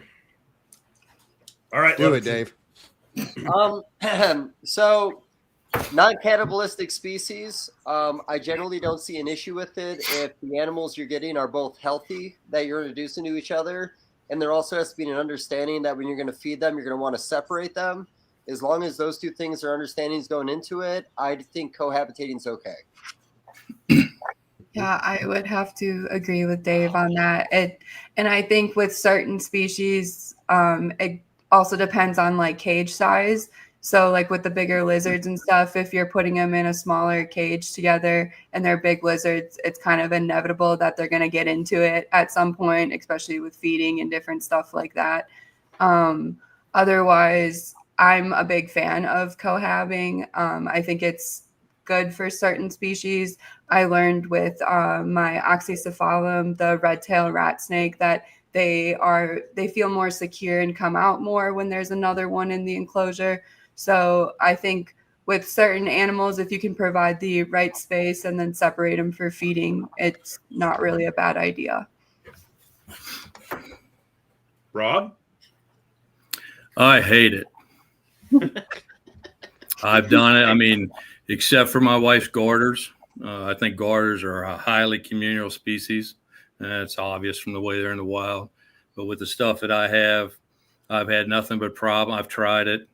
I have issues with it. It's difficult to keep up with one or the other. It's a time killer, basically, when you're dealing with a lot of animals. And I don't even classify myself as having a lot of animals. But to have the animals that I have, still work a full-time job, still trying to deal with my grandkids and do all the things outside of reptiles that I want to do, it's an absolute time killer. And I don't like it. I also don't feel like I can keep really good tabs on the animal. If I have an animal that's single in a cage and all of a sudden it gives me a kind of a weird looking crap or maybe a puke over the corner, well, I know it's that animal. But if I got 2, 3, 4 other ones in the cage, how do I know who did it? And they're all going to have to be treated. You know, it could be a one-off situation, or now they all got it. So I experimented with it a little bit last year with some ladder rats and Escalapian rats and a couple of things like that, and I was just not a fan. I've tried to keep some of the beauty snakes together, but given the way that I house them and keep them together, they're just like heat-seeking missiles at feeding time. I can only equate anything worse as hydronasties. And as soon as you put the other one back in there, the other one's already got it down his throat. You know, so I don't do it. I don't like it. The people that do it, it's great. You know, it's awesome. It's another form of keeping, and I think it's awesome. It does not fit in what I do, but I don't slight anybody for doing it. And I think it's awesome. And I think it helps with a lot of odd species, you know, that people are just kind of getting started with and learning about and may or may not know the triggers to breeding or what it takes to breed or whatever it is. You know, cohabbing is probably a very good trigger to figure some things out. It's just not something that I will look to do anymore. So I cohab in Vivs. I do not cohab in tubs. Mm-hmm. And what's been real interesting is this year when I either got a snake or I pulled a snake out of brumation, I weighed every single critter and it all went in a spreadsheet, because at the house, these cages you see right here, they're mostly the Vivs. And then the garage, that's where the big ones are. And what was really interesting to me is I'm cohabbing all the different species of hogs in here. I'm just looking real quick. I did cohab some Drymarkin just for fun. That was neat when they decided that they were no longer going to be roommates and that they were going to be snacks for each other. And then they both decided in the same second, I can eat you. And one grabbed one by the tail and the other one grabbed the other one by the tail. And then I immediately felt like an idiot for even trying to do that. But anyway, but what's been really interesting is we're getting ready for brumation. So I weighed everybody. And in every single instance with the cohabbing, every single enclosure, there is an animal that weighs about 10% more, and there's an animal that weighs about 10% less. With the hogs in particular. So I don't know. I'm on team cohab and Vivs though. I do like it, and I am the insane person that cohabs falsies. And if you want to talk about taking your life into your hands, when you open that door with one rat. One goes for the rat and the other one goes for your hand because they figured out that if they get my hand, I drop the rat and then it's on. So anyway, so yeah, no, but I enjoy it. I think the science, like you mentioned, Rob, it's showing that things are more social. I just think we need to be a little bit careful interpreting that science because herpetoculture is really good of getting like one or two things. And then we're like, well, we need to go all this way, and I don't know if that's necessarily the case. Well, I know a lot of times, like years ago, I used to breed pancake tortoises, and when we would just have one single baby, those guys are so colony orientated that animal would sit and pout and wouldn't eat, and we'd have to put like a baby box turtle or anything in there, other baby turtle wise, and all of a sudden he'd come alive. And wife with her garters, I love the garters in a cohab situation. I think they thrive and do really well with it. And I think that particularly with baby garters, it really keys and kicks a lot of them off to start feeding. You know, as they see other ones grab fish, they see other ones getting all excited. They got to get in the middle of it and grab the head of whoever is actually trying to eat. But there again, it becomes a time killer. But I think there's some stuff that definitely, I think cohabbing would be good on. Nothing that I work with. I don't believe that I'm going to be adopting it anytime soon. Yeah, I'm going to agree with you, Zac, because it was exactly the point that I was going to say. So I've done more and more cohabbing, like over the past probably 2 years, as we're talking to more and more breeders that are doing them with different species, but all of the cohabbing I'm doing, with the exception of one species, all the cohabbing that I'm doing is in Vivs, not in my racks. And part of that actually came from Chelsea Islander when we had her on, and we were talking about forward flies. And it was anytime she had, a forward fly kind of outbreak, it was always in a rack system. The Vivs never did, and I think it's because of how quick things dry up in the Vivs to a degree. And with that in mind, if I'm going to have multiple animals in an enclosure, so twice or three times the amount of feces on a regular basis, I think the Vivs are better suited for that than, what the racks are. Now, with that being said, I did cohab this past year all of our bamboo rats in pairs within a rack system, and they did fine. But to your point, Rob, the headache that we've had with it has been like feeding. I have a friend of mine that he's for a couple years now, and I keep waiting to get the phone call. He's cohabbing king rats all year long, and several forms of beauty snakes all year long. And so far, he's not had any kind of tragedy with it. So I hope Rich had a lot of continued success with it. It'll be fun for me to watch him. I do cohab the like Taiwans, and I say cohab, but it's rotating females with a male blue beauty, but they're pretty much together all the time at that point. But king rats, that's what I said. I'm waiting. I've had it happen, so he's rolling. And that was into with them together 3 days. He's rolling into his third year doing it. I'm waiting for the phone call, but so far I haven't seen it. Wow. Damn. So lizard-wise, talking blue tongue skinks, I know indoor breeding in Europe, there were some guys that were doing 4 to 6 foot enclosures and having like a 1.2 group of blue tongues. I want to say they did better if they raised them from babies together in the same enclosure. And as you know, tiki geckos, Heather, Ron St. Pierre, all of them are doing their lizards in their yard now, cohabitating on a species that can be a little aggressive. Me personally, I might have been misleading when I started this. I don't cohab at all. No reason to. Everything I do is seasonal. I've never, other than like Rob was saying with garters is one thing. I'm sure I would try to set it up that way. But everything else, honestly, I keep them in singles just because. Cool. Gotcha. Nice. To hit on the Ipers question, interspecies cohab or multi-species cohab, I'm only doing the same species. Same. Same. At the university, though, we had an enclosure that was for our sloth. And then I booted the sloth out and, of course, put false water cobras in that enclosure. That's that big walk-in enclosure that I've shown. And, we were trying to be a zoo. So the falsies are mostly down, though they definitely would go up in the branches. But I ended up getting some really big, like 8-foot plus Spilotes, pilatus, tiger rat snakes. And I thought, what the hell, I'll slap them in there. And they were up high. The falsies were normally down low. That's the only experimenting I have done.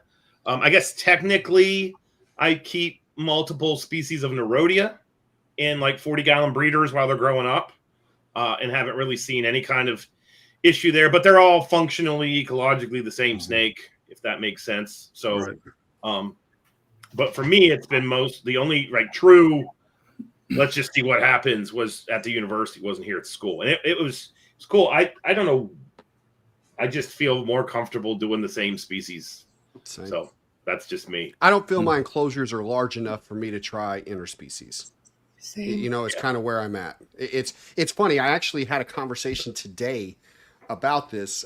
Zac, you've seen the pond in the shop. That's one thing I didn't mention in my update. That mother busted this weekend while I was out of town.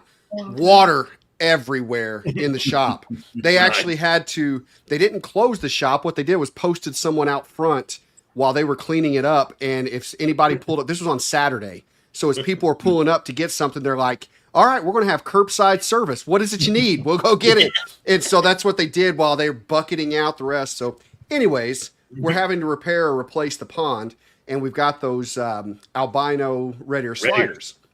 And Anna says, why don't you just change that out and let's make it, a monitor enclosure, something like that. And I go, well, here's an idea I would have. How about we fix the pond, get the turtles back in there, and then I can actually wall it up, put a ceiling on it, and let's find a species that's not going to try to eat the turtles. And because there's plenty of ground room around that pond and, vertical and all that. So, I mean, if I did something like that, I would try an interspecies, but I mean, not the same. I need a lot more room for me to even want to attempt more than one species in a, cohabbing situation. Right. Cool.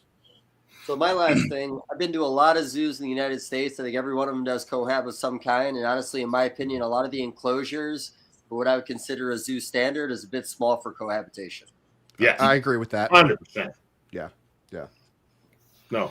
So much so that I actually want to do a paper for ZooSci where we just randomly hit up zoos and come up with a rubric for, basically like length of snake, lizard, whatever, versus length of the actual enclosure and then number of inhabitants, and just see what those numbers are compared to mammals and birds.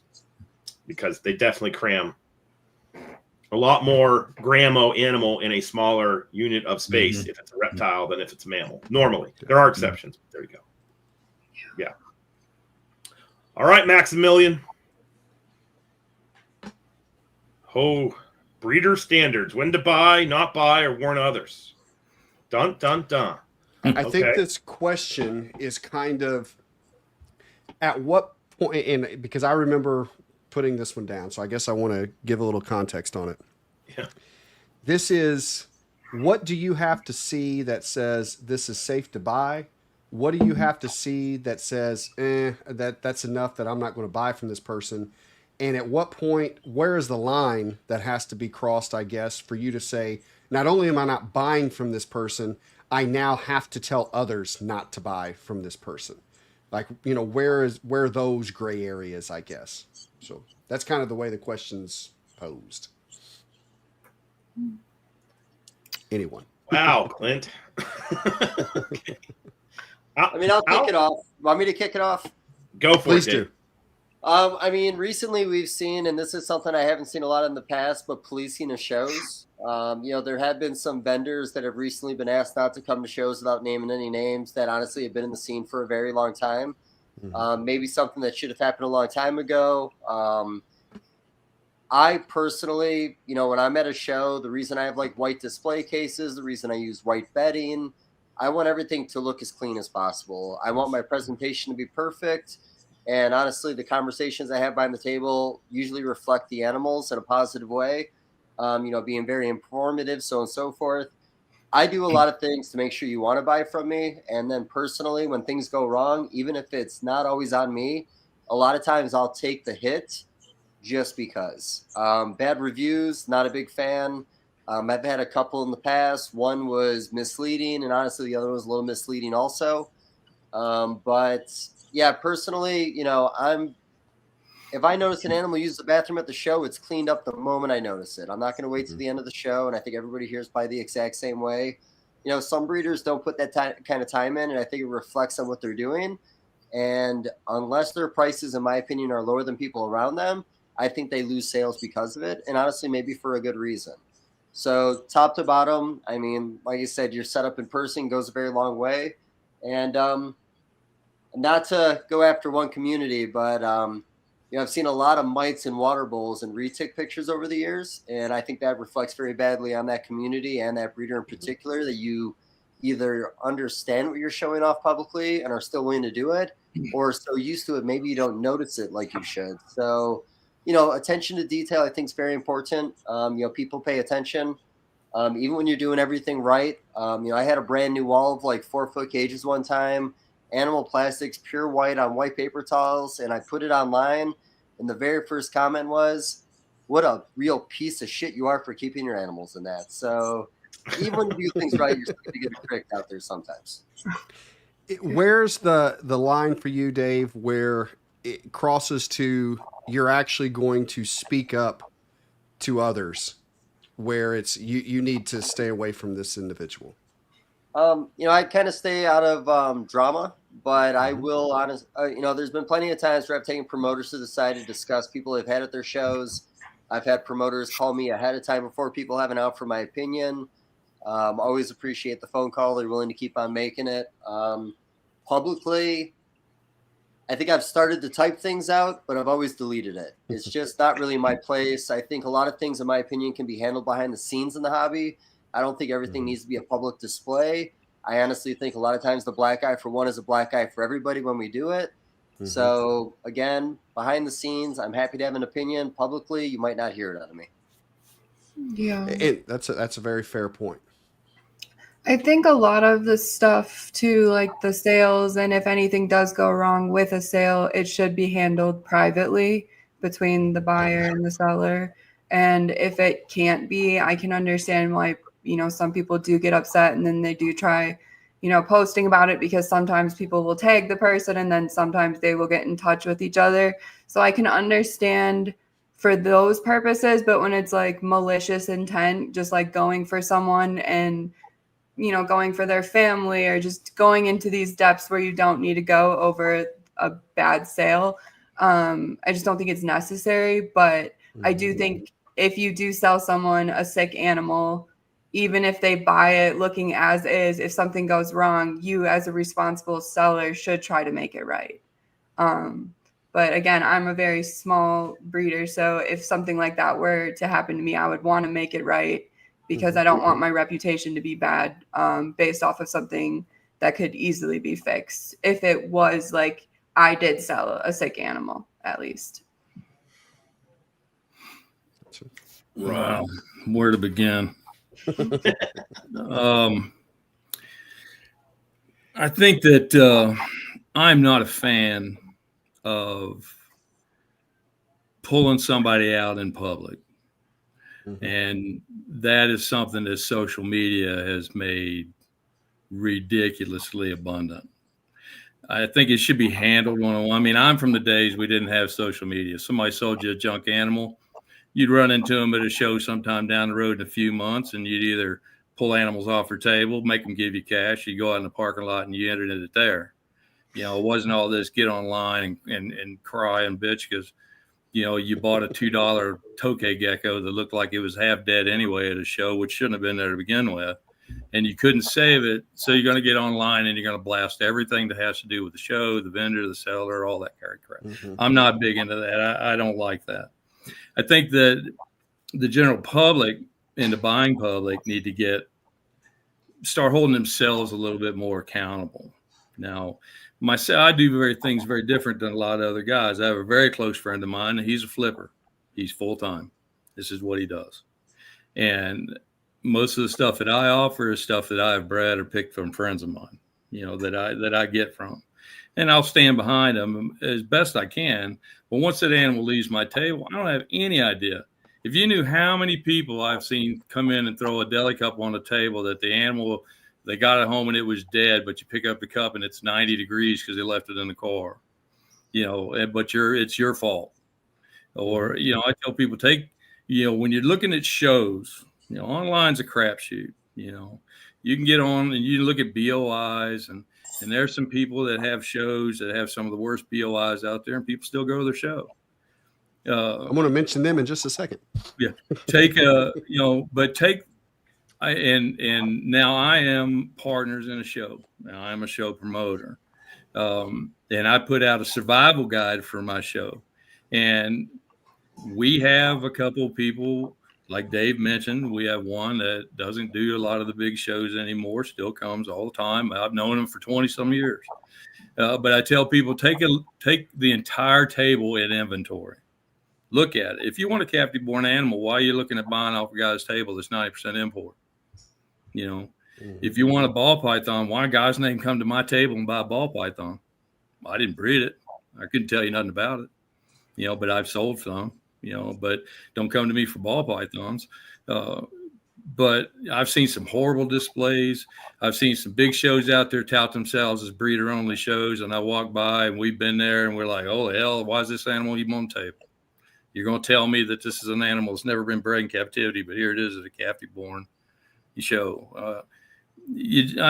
I put a lot of it on the buyers, and the sellers should do better. I've seen guys actually sit and unload animals out of strictly reptile boxes behind the table and throw them on their table to sell.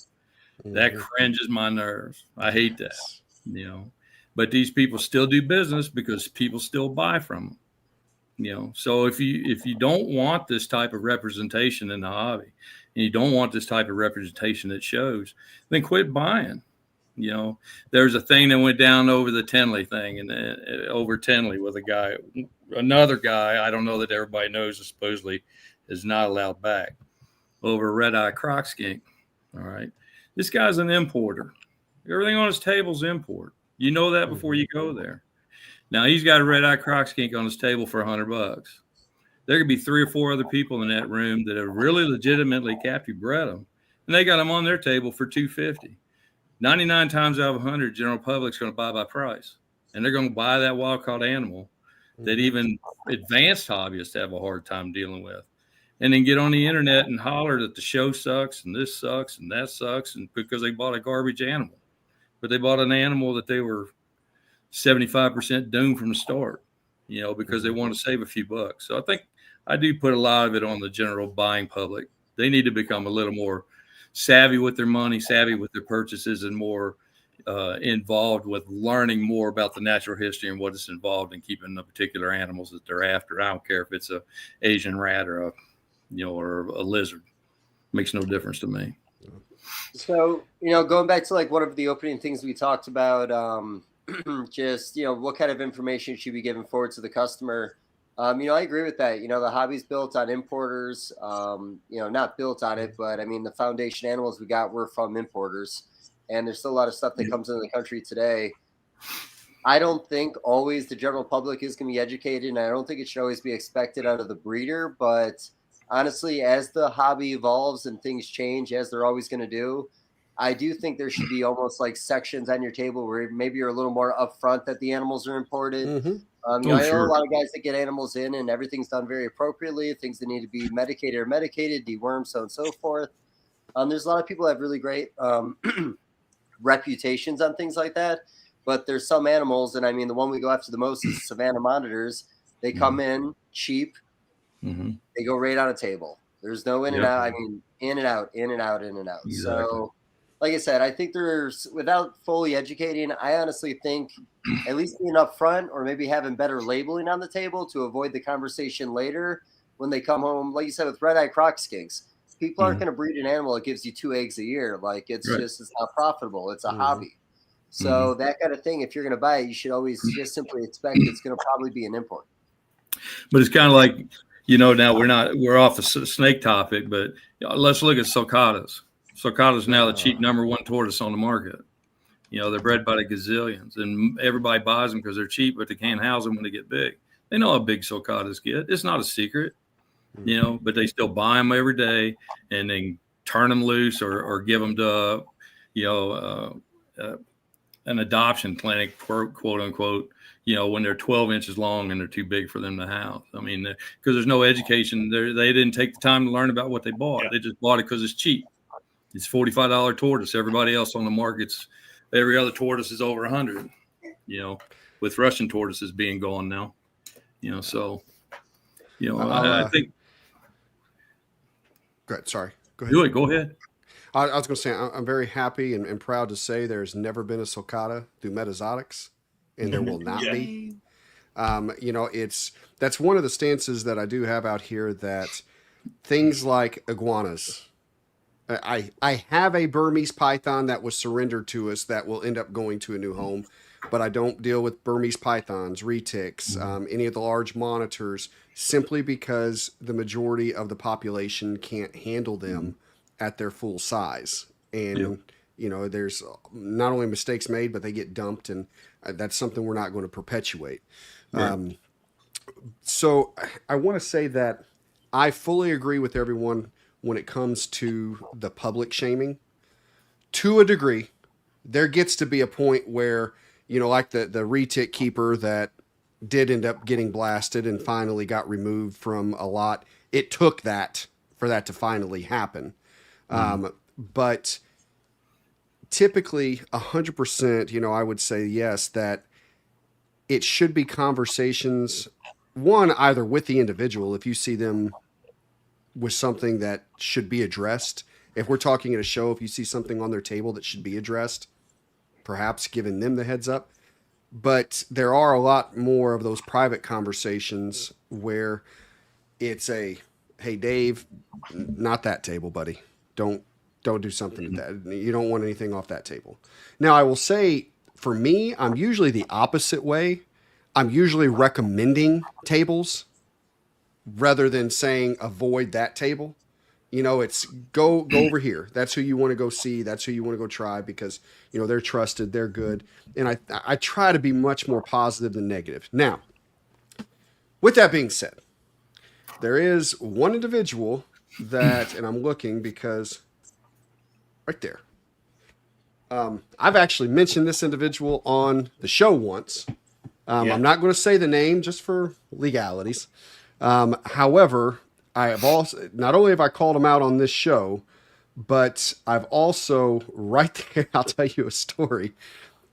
So, I was at a show. Wait, the individual for, if you're in your car, is Dr. Death. There. Dr. Death is the nickname for this individual. And many of you will know who that is because of that nickname. And I am not a fan, have never been a fan. I've never been wronged by the individual because I will not purchase anything from the individual, obviously.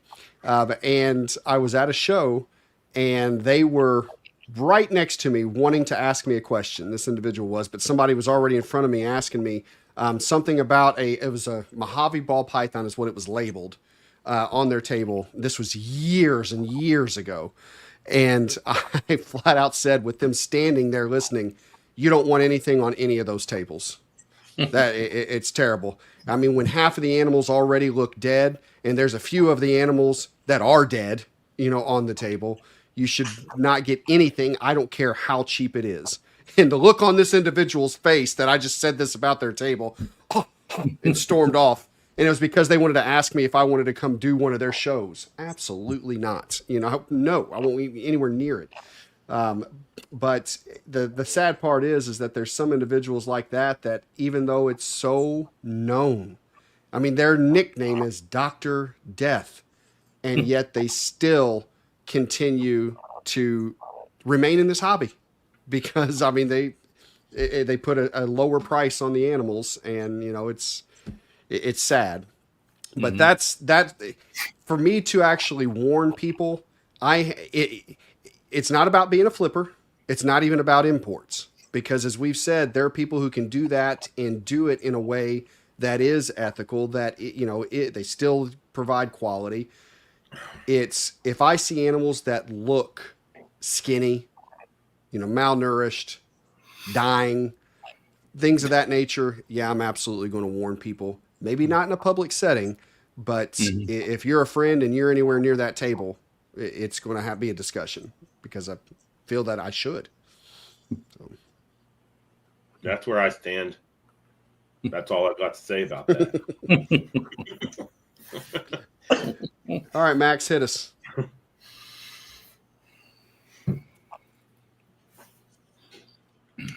Oh, I'm going to lead off on this one. First of all, when we say health guarantee, I think there's a couple things going on that constitute a health guarantee. Okay. If you're talking about an individual animal, I think it is possible with testing to guarantee the health of a snake, or get as close to guaranteeing. I don't really like an absolute anything, because you don't know if there's some rando bug in there that you like. That we've talked about it on CCR a bunch. I don't like the shaming that goes on when people get crypto in their collection, or end up with various health maladies, because that culture of, oh, they have crypto, that's what leads people to try to hide the fact that they have freaking crypto. Like, whether we want to admit it or not, we had Dr. Oz on the last show, Ozboff.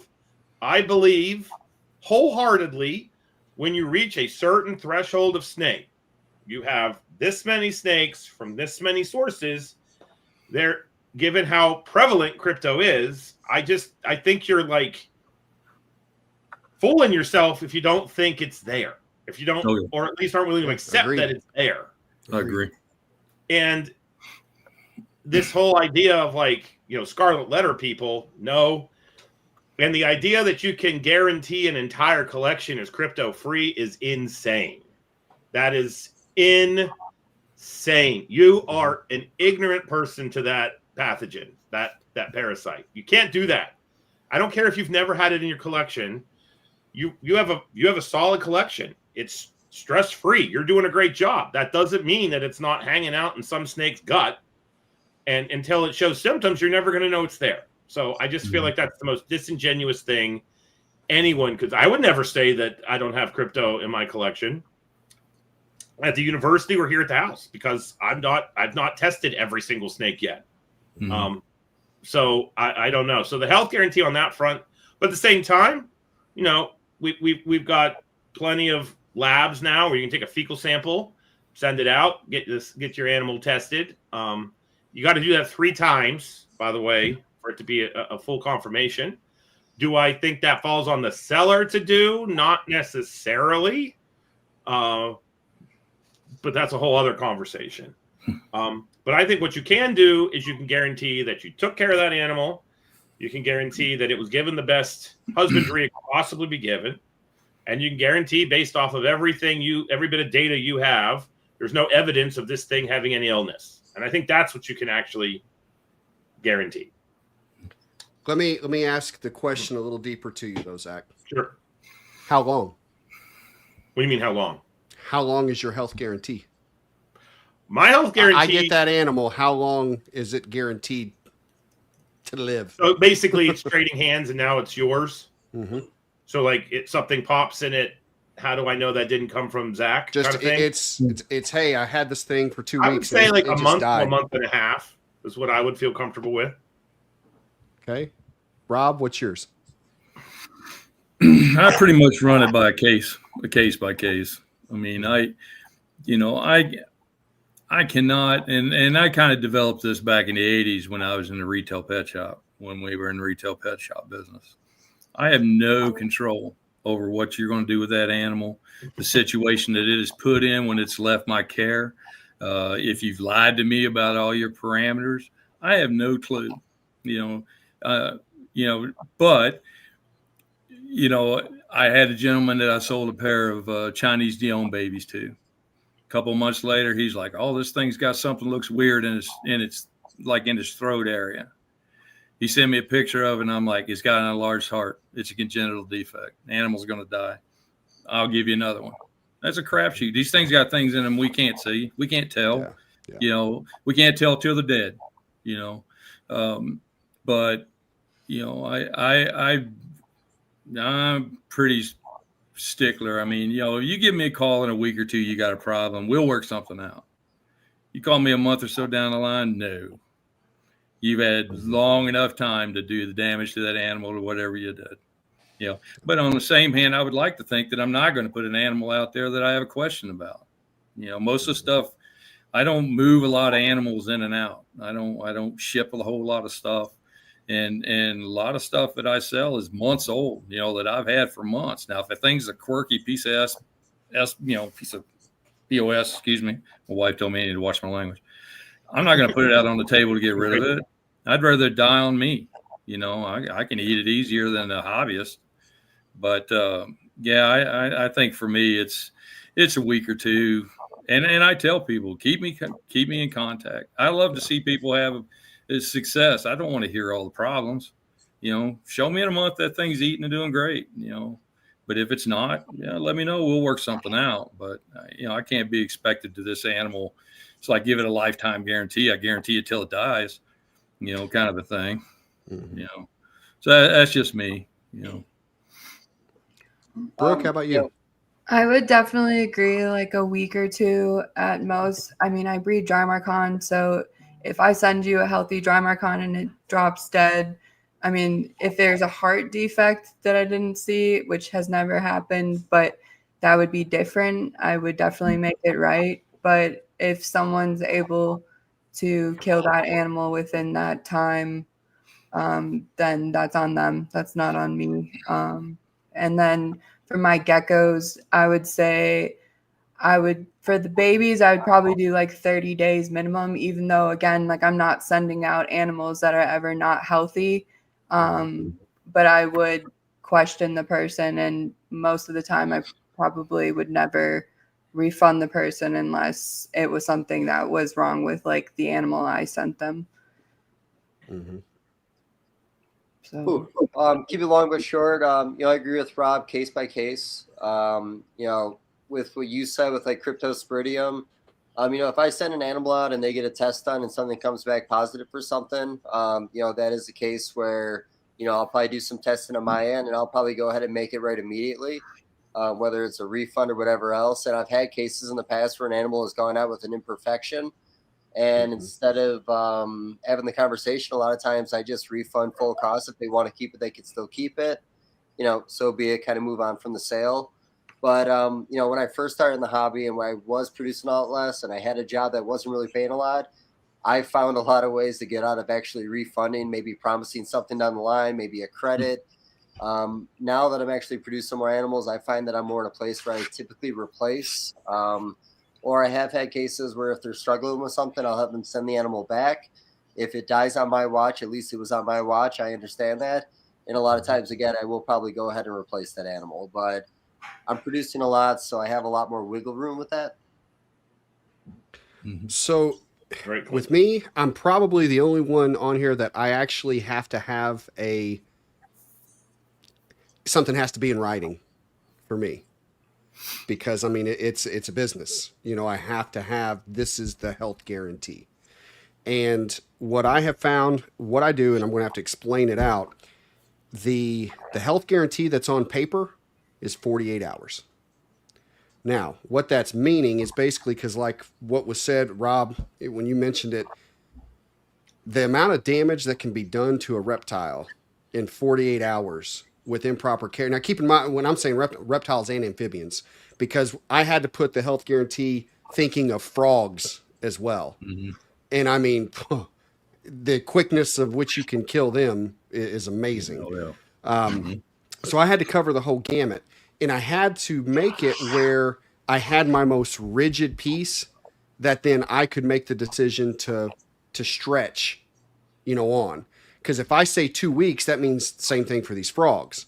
Even though, I got home and I, put them at 90 degrees and, with their heat lamp and cooked them. So, stuff like that. So on paper, it says 48 hours. That's what the receipt says. But I also handle things case by case. And personally, I can't think of a situation off the top of my head, there may be one somewhere out there in the last 30 years, where I wasn't able to make it right based on whatever had occurred. Sometimes we've had this animal for months and months in our care and everything's been great. You've taken it home. After about 4 to 6 weeks, it went downhill and crashed. Okay, that's not one I can take on our shoulders at the moment because it's the amount of time, but how about we replace it for you at a 50% discount? I'm not saying that's how I would always handle it, but we try to find what's the most fair for the situation. And I mean, sometimes, things can, and like I think really all of us have said, as long as we're getting communicated with in the beginning, then we can see what's happening. We're going to take care of it. There's someone on here right now that I know they had got a Mexican night snake from us, and they had messaged me a week or two later and said, I think maybe if I'm remembering right, one meal was fine, second meal it regurged, and I said, just want to see if it had any problems. It had no problems. However, my thought was, you know what, too early for you to have gotten this and to give you a problem. I'm going to swap it out. I'd rather take that back now and let me see if there's something that's going on with it and it's going to be a continued problem. Instead, take this brand new one, and let's make sure you're good. And from what I know, I believe everything's good with them, at this point. So I do agree it's case by case, but I will suggest that if you're going to be selling reptiles, you do need something a little more rigid as a way to protect yourself, and you can always give better, do more past what your terms are, but you do probably need to think of a term, because if you do a week for this person, a month for that person, 3 days for this one, that 3-day person has an argument and can cause you some issues if you're not handling it the same way. So that's how I have to do it. But again, I think just be fair with people. Give them the benefit of the doubt more than, even those. There's been times, like literally, I've said this exact phrase when someone comes in, if there's a problem they're having with their animal or the animal died.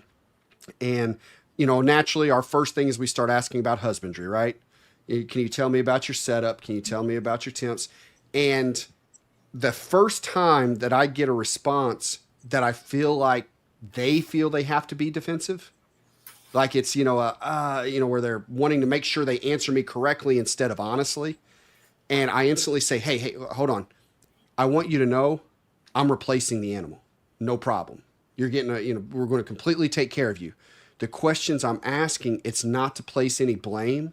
It's just so that we can set you up for success and make sure that our next go around, we don't have a repeat of what just happened.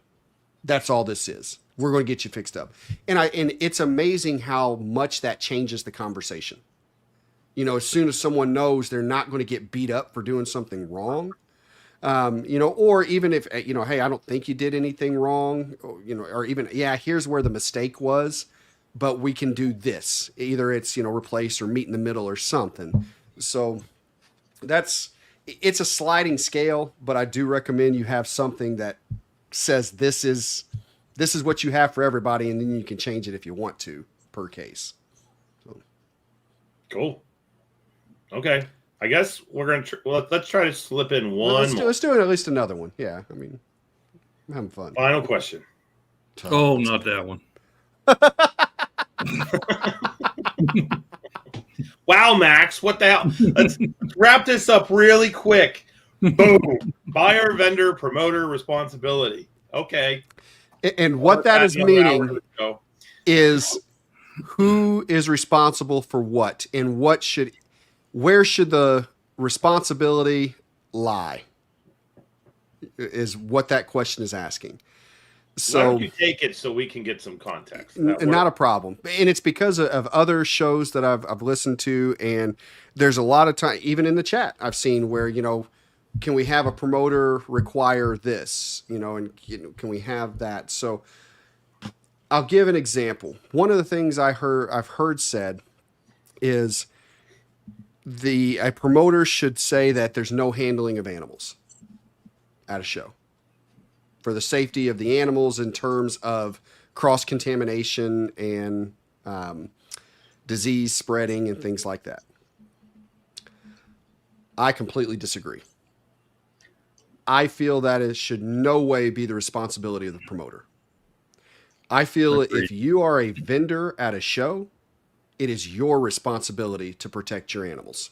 Agreed. It is your responsibility to determine who can touch your animals, who can't, what they have to do before they touch your animals or after. It is completely up to you, and it is your responsibility as a vendor, not the promoters. And understand, I am not a promoter. Yeah, we, help put together Colubrid Fest and facilitate it, but we're not promoters. So I'm not trying to defend promoters, but I think that we're getting to the point where we're kind of asking too much of them. With that being said, there are a lot of things promoters could do differently to better their shows. No doubt about it. Health checks, things like that should obviously take place at every show. So 100% think that should take place. But I feel that to give, I guess, if I'm breaking down different things, if you see a sick animal on a table as a buyer, don't buy from that table. That's your responsibility right now. Agreed. You have to make that that decision as an adult. That, well, it's just one sick animal. Well, that's the one sick animal they thought was, passable to put on the table. How many sick animals are back at home in the same room that these other ones were? So it's make that, call. And, I think, you said it earlier, Dave, where is that the norm, where that looked okay, to them, that was acceptable. So again, but as a buyer, you've got to own that, you've got to take that responsibility. And as a vendor, as I said, you have to protect your animals. You have to ensure you are giving the proper information to the people that are coming, to your table. You also need to be honest. Be honest, where I will tell you if this was a wild caught or field collected animal. And I'm also going to tell you, here's the quarantine process that we put it through. Here's any treatments that we did. Here's what we did to get to the point where I'm comfortable putting a Metazotics label on this deli. Here's why it's here. Or here's what we produced. Or I can't tell you how many times now that it's like, nope, this was produced by a friend of ours. Because we sell through so much, we have to get inventory from friends. And so just be honest as a vendor. On any, it's only eating live, be honest with it. There's no problem with that. Or is it eating frozen thawed? I don't remember. I've got too many I don't remember if that one's eating frozen thawed or not. I think it's taken both. So tell the truth. Promoter responsibility. It is absolutely your responsibility to get rid of the garbage from your show. But I also say that sometimes we expect our promoters to see everything, and that's just not feasible. It's not possible. They can scan through and check tables briefly, but, and I'll give you a perfect example. And I had a conversation with one of our listeners that are like this, and I want you to know I'm not saying this at you right now because you're great and I love you to death. We just text earlier today. So I know you're going to hear this and think, oh, he's saying this at me. No. If, as a buyer, when you do a lap through a show, you go through and you look at all the tables, right? We've all been buyers. That sound familiar? Okay. What happens when you do that second lap? Inevitably, you see something you didn't see on the first lap, right? Fair? In each, we go through like a Tinley. Every lap, there's something you didn't see before. Something you didn't see before. Although it was on the table the whole time, something you didn't see before. And so my point is, as a buyer, you're hardcore scanning for something you're looking for. You're hardcore scanning to see if there's something you like. Yet every lap, you see something else that you missed the first time. Yet we expect a promoter who is having to make sure everything's going okay at the gate, make sure all the vendors are there, set up, they have, the spots that they need, answer the questions that are taking place, make sure the heating and air is working the way that it's supposed to, the lights, all these different facets, and we expect them to not miss a bad animal or a sickly animal or something like that. So I want to make sure that we understand promoters are people too, and they're going to have their limitations. But I'm not taking the responsibility off the promoter on the things that they should be responsible for. When something is brought to your attention as a promoter, you should address it. You need to address it. Mm-hmm. Absolutely, 100%. I also think as both a buyer and or a vendor, if you see someone with something less than stellar on their table, you need to either, one, let the vendor know. And I'm big on that because most people aren't malicious. They're just unaware. They don't realize something's wrong. You can tell a difference when you're looking on somebody's table on who missed something and who just this is their normal state of being for the most part. So give them the opportunity to fix their error. At the very least, if you're not comfortable with that, because I understand that can be seen as confrontation, but it doesn't have to be, you need to take it to the promoter and let them handle it. I would much rather see that occur than for it to be a discussion after the fact when, something could have been done right then, and probably in a polite and positive manner. And if you're a vendor and one of these conversations get brought to you, handle it, own it. Don't be defensive. Just do what you need to do to fix the situation and learn from it. So that's a lot. I'm sorry. Go for it. You're muted. You're muted. You're muted. Whole time just wagging around. Well, big wrap up. Well, I was just gonna say billboards. Maybe more billboards. Rob, a couple billboards here and there. That's about it. I'll be happy. That is the promoter's responsibility, Rob. Billboards. Billboards. Got it. Any thoughts, Brooke? Yeah, I feel like most people, it should be in the buyer's responsibility to know what they're looking at, know what they're going for, because when you're buying any animal, you should do the research before adding it. People aren't always going to do that, so you can't blame a vendor for selling you an animal that is sick or not what you expected when you willingly bought the animal. And I do agree that it's the promoter's responsibility to take out the trash. So when you do see someone doing something wrong, you should get rid of them. There shouldn't be any excuses, because my problem with what happened with the retake community and all the photos got leaked, and that's what it took to get that person out. Now that gets thrown out into the world for all of these people who are already against us keeping reptiles. They get their hands on that, and it makes us look like a bad community. We do condemn abusing animals and neglecting animals and all of these other things, when in reality, a lot of the stuff is taken out of context sometimes, or they're able to fabricate these stories that make it seem way worse or whatever, not condoning what happened to those animals, but I'm just saying it makes a bigger problem for us as a community.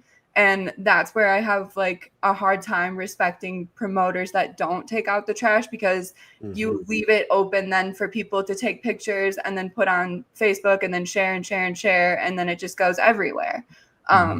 But as someone who's bought in like wild caught animals and different and worked with so many different animals before, I really just truly believe it is the buyer's responsibility.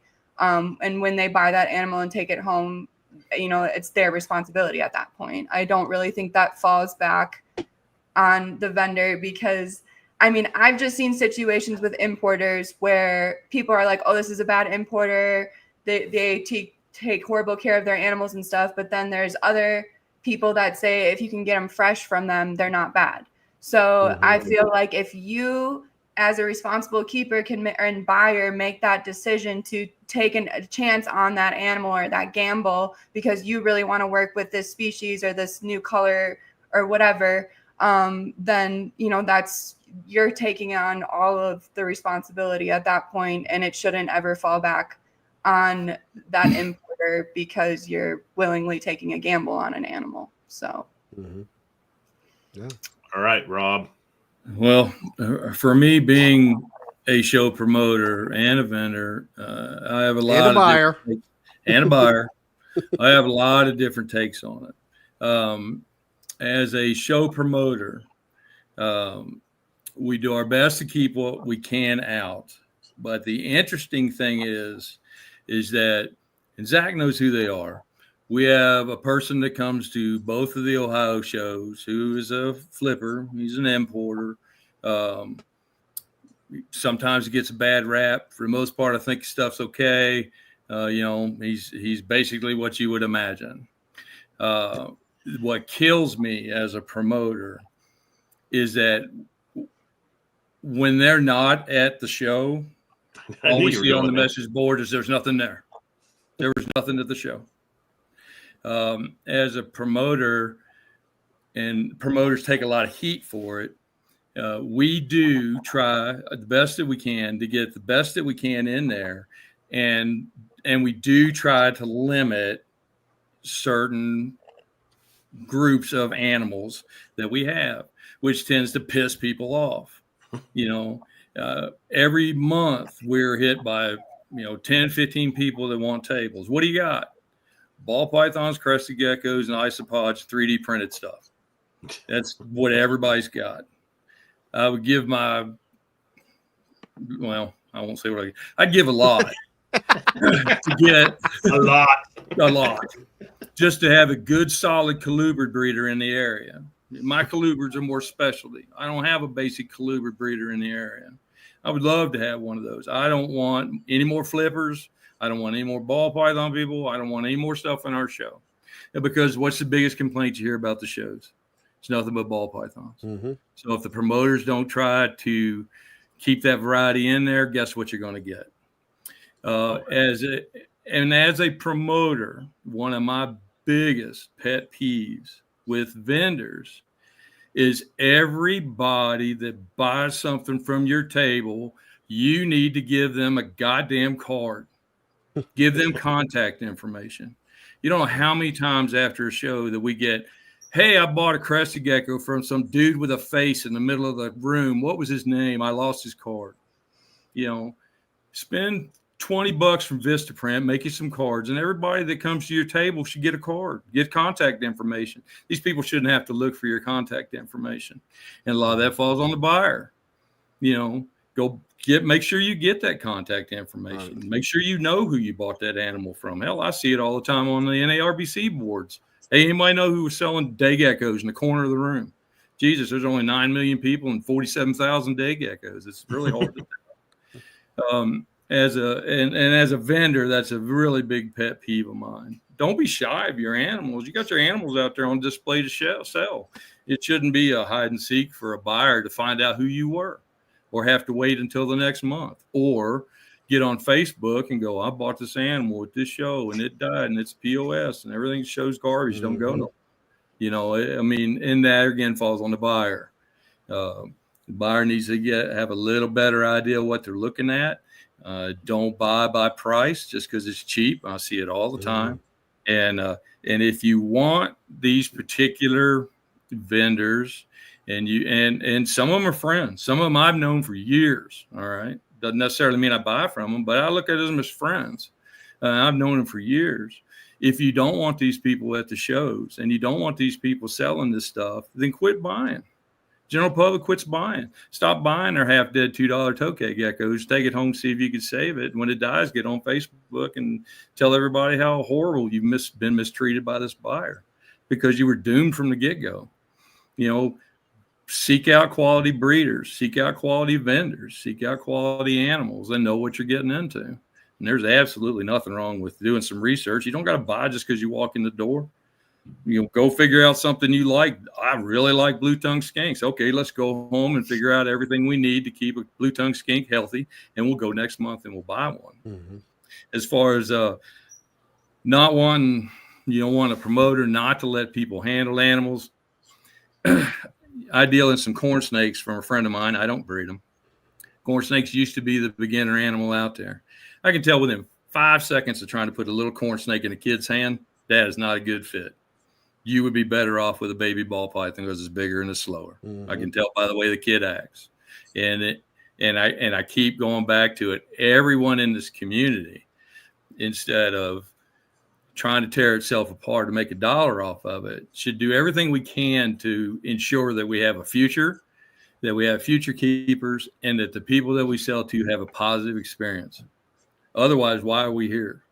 That should be what we should all be doing, And just as a tidbit out there, I'm going to get me a pair of ball pythons, and I'm going to breed ball pythons, and I'm going to give the babies away. Watch this.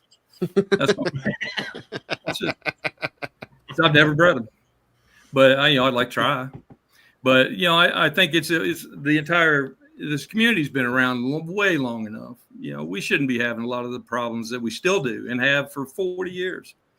The buyer needs to be more educated. The vendors need to take more of a better stance in what they sell if they're questionable people, and promoters can only do so much. But like I said, if you want that bad element of the industry to disappear, then quit going to those shows, quit buying from those vendors, and they'll dry up. Very well said. The world wants to know if you're going to keep those ball pythons in a bio. I will absolutely not. But I have never bred ball pythons. And so, part as a keeper, you'd like to challenge yourself. And I tell people all the time, if I was in this for money, I'd breed ball pythons. Oh, they're easy. Well, shit, I've never bred one.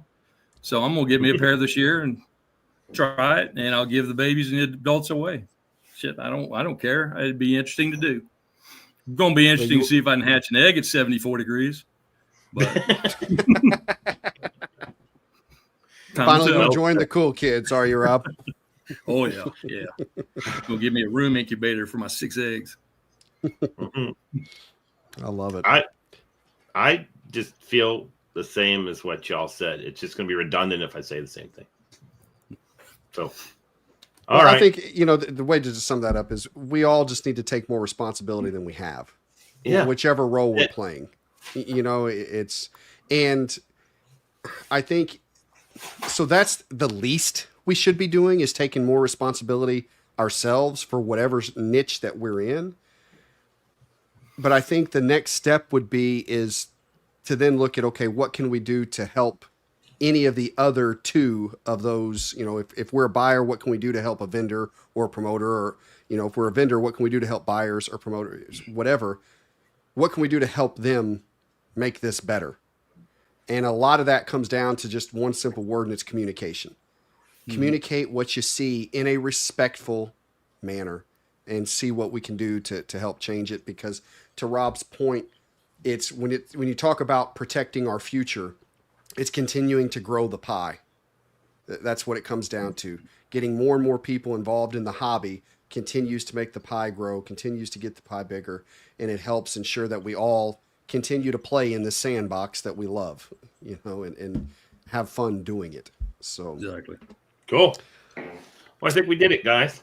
I think we did. And I want to say that this first roundtable, a gray area roundtable, was brought to you by Reptichip. Reptichip is something that Zac uses out there for, you like that? Zac uses out there for incubation. I love to use for our nest boxes here using the Repti Earth, and I've got 2 pallets of it coming this week. So great stuff. Check it out. Okay, so now we're going to go to each one of you. Dave, people want to find you. Where do they go? Custom scales online. I never post, but you're more than welcome to follow me. And other than that, I'll be in Joplin, Missouri this weekend for a show, the 4 States Reptile Expo. Nice. Fantastic. Brooke? I'm Bo Lizard on Instagram and then Brooke Elder on Facebook. Okay. Rob? I'm not active in any Facebook groups. If you want to reach out to me, Zerkle Reptile Company on Facebook. And I'm usually hanging around some regional show looking for Clint. All right, Clint. You can check everything else that we have available at metazotics.com. You can email us at metazotics@gmail.com. On Facebook, we're Metazotics, and on Instagram, it's MetazoticsLLC. All righty. You can find me, Dr. Crawdad, on Instagram, Zac Loughman on Facebook. If you're a young person considering college and you want to get a degree with snakes, lots of snakes, 400 plus snakes, and we always make more snakes, check out West Liberty University and our zoo science major, as well as our other biology majors. I happen to be the guy that oversees all of them. So we just had what we call a Black and Gold Day, which is when we open up the campus to incoming students. And I'm extremely happy to say we had 2 families come to our Black and Gold Day, and their young people are going to West Liberty because of our podcast. They listen to our podcast, and we're like, all right, let's check that out. And they can vet us. It is the way I present it, because that's what they said online, and everything's true online.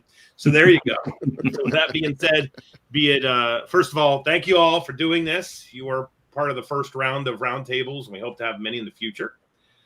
So to that effect, be it evening, morning, afternoon, or night, whatever time of day it is, have a good one, and we will see you on the next episode of Colubrid and Colubroid Radio. Happy holidays, everybody.